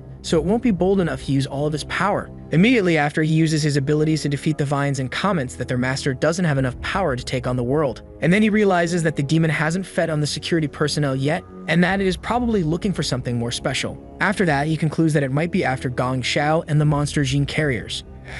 Sengun says that transcendent powers can no longer cause substantial damage, so he decides to try his 4-star monster form. Immediately after, the protagonist undergoes a transformation that turns his hair blue, and with just one movement of his arm, he lands a powerful attack on the creature. The young man starts laughing and says that apparently the monster cannot stop him. However, another monstrous vine appears, and the young man wonders why there are so many of them. But he manages to dodge and says that he needs to find a way to avoid all those tentacles and head straight for the 18th floor. After that, the young man starts passing through walls, and says that if he continues at that pace, he will end up getting lost. Meanwhile, Rabbit continues to take a beating from the woman, who tells the young girl not to worry about going to the 18th floor because she and her brother probably aren't that close. Then she grabs the girl's head and asks if she regrets helping those overwhelmed monsters. But the girl doesn't respond and simply spits in her face. The woman becomes furious and says that the girl must die by her hands. However, the protagonist appears, breaking through the wall behind them, saying that he sensed 3 familiar scents. The woman asks who the boy is. He, in turn, doesn't answer and asks if his companion's injuries were caused by them. The woman becomes enraged that another transcendent is invading places he shouldn't be and decides to attack him as well. But Xinkan blocks the attack with just his hands. The woman then wonders how the young man managed to deflect her mercury explosion with only his hands. Immediately after, the protagonist grabs her head and slams it against the ground, and he finds it amusing because he was pretending to burn her when, in reality, he was secretly absorbing. The man is shocked to see a blue flame. Kun, in turn, says that if he reveals the Fan family's plans, he will ensure his safety. But the man decides to flee. However, he ends up being attacked by the vines, and the young man says that he is just food that helps the monsters. After leaving the area, the protagonist tries to wake up Rabbit, who had fainted. The girl wakes up, saying that she's fine, just a little embarrassed. Then she asks if every time she's in danger, the young man will descend from the skies to save her. However, the boy kills the mood by dropping her on the ground, saying that she's just talking nonsense and asks to be taken to the 18th floor, suggesting that she used the same technique she used in the forest to make them fly. Rabbit, in turn, says that her arms are broken, so she will have to use her legs, but the protagonist must carry her the whole time. The boy says that apparently the girl is strangely enjoying the idea, but he decides to accept the conditions when he realizes that monsters are approaching. And then the girl quickly uses her abilities to make them levitate upward. Kun uses his strength to help them pass through the floors, and he comments that from the looks of it, those creatures are all over the building. Immediately after, he thinks about how his companion managed to infuse countless wind elements throughout the upper space, allowing them to find the ideal route as quickly as possible. After that, the girl says that she used a lot of energy avoiding those too, but she promises not to collapse until she rescues her brother. The protagonist says that he will give her a boost, and then the boy starts pinching the girl's thighs, making her embarrassed. However, the young man knows that this is like a monster gene injection to give her a stimulus. Immediately after, Rabbit realizes that her transcended genes seem to be on fire and that her power is gradually restoring. Shizai meets with the Eternal Flower and says that he managed to trap the target and that no one would suspect that the blue flame is a monster. And he says that when he discovered that it had stolen the rain, it was likely to seek out strong gene carriers, being able to roughly judge its true identity, confirming the implementation of that trap. After that, the creature says that the young man deserves a reward for his efforts. Upon receiving its power, the monster orders the boy to go after his prey and asks him to land the final blow. Immediately after, the flower says that there was a lot of interference from food on the other side, but it decides to leave that mission to its first subordinate. After that, it comments that it had already won the game from the very beginning. Yang tells the others that there are now some strange moving plants in the hallway, Gong Xiao punches the wall to create a new exit, and her companion becomes worried that she is losing control. However, she reassures him, saying that she is calm. But with a hole in the wall, some of those monstrous vines begin entering the room. The boy says that it's the same plant he saw in the hole in the ground, and the girl comments that it looks more like a tentacle that will drag her to hell. Then the group wonders where those things came from. Yang says that they can't escape through the door because there are still monsters in the hallway. After that, Shizai appears among the tentacles. The young man is relieved because he believes he is there to save them. But then the boy starts laughing, saying that he didn't come to help them, and the young man says that it is his duty to save civilians. However, Shizai says that those teenagers don't deserve to be saved because they aren't even human. Immediately after, he asks who would go through the trouble of rescuing them, and then he fires at the young man. Afterward, he uses his vines to trap the remaining boys.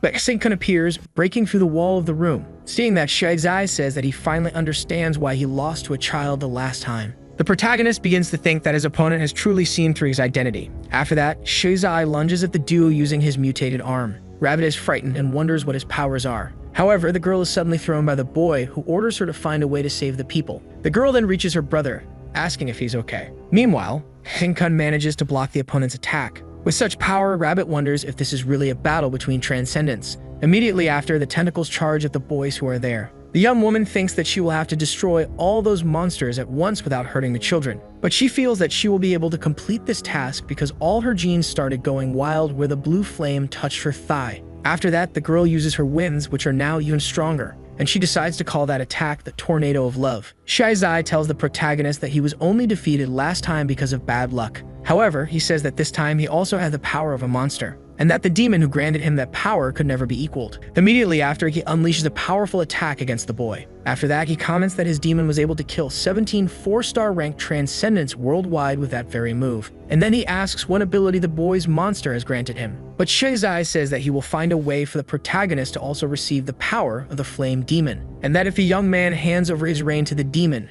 everything will be forgiven. However, Xinkun says that he has finally discovered the power that resides in his opponent's body and asks if he truly knows what he is doing. Shizai, in turn, responds that he is pushing everyone to their peak so they can gain control over their own lives in return. Upon hearing that, the protagonist tells his opponent that he is being an idiot because he is slowly dragging humanity into hell. Then he says that hunters will never cooperate with their prey. Xinkun then charges at his opponent, saying that he is acting like a slave to a monster. After that, he pierces Shizai with one of the bones from his arm. The young man, in turn, says that he doesn't mind being a slave to the creatures as long as he continues having that power. Immediately after, he attacks the protagonist, saying that he is saving the world and thought that he would understand his feelings. And Xinkun responds that he doesn't like to degrade himself. After that, the boy manages to break through his opponent's attack and land a direct hit on his face. The young man tells Shizai that he's going to end up dying because the monster's power in his body is devouring his transcended genes. Then he says that he can remove it from his body, but the young man refuses to return to the human side. However, Xinkun decides to remove it anyway, causing the young man to become furious for making him lose his powers. Shizai then commands one of his plants to attack the protagonist from behind,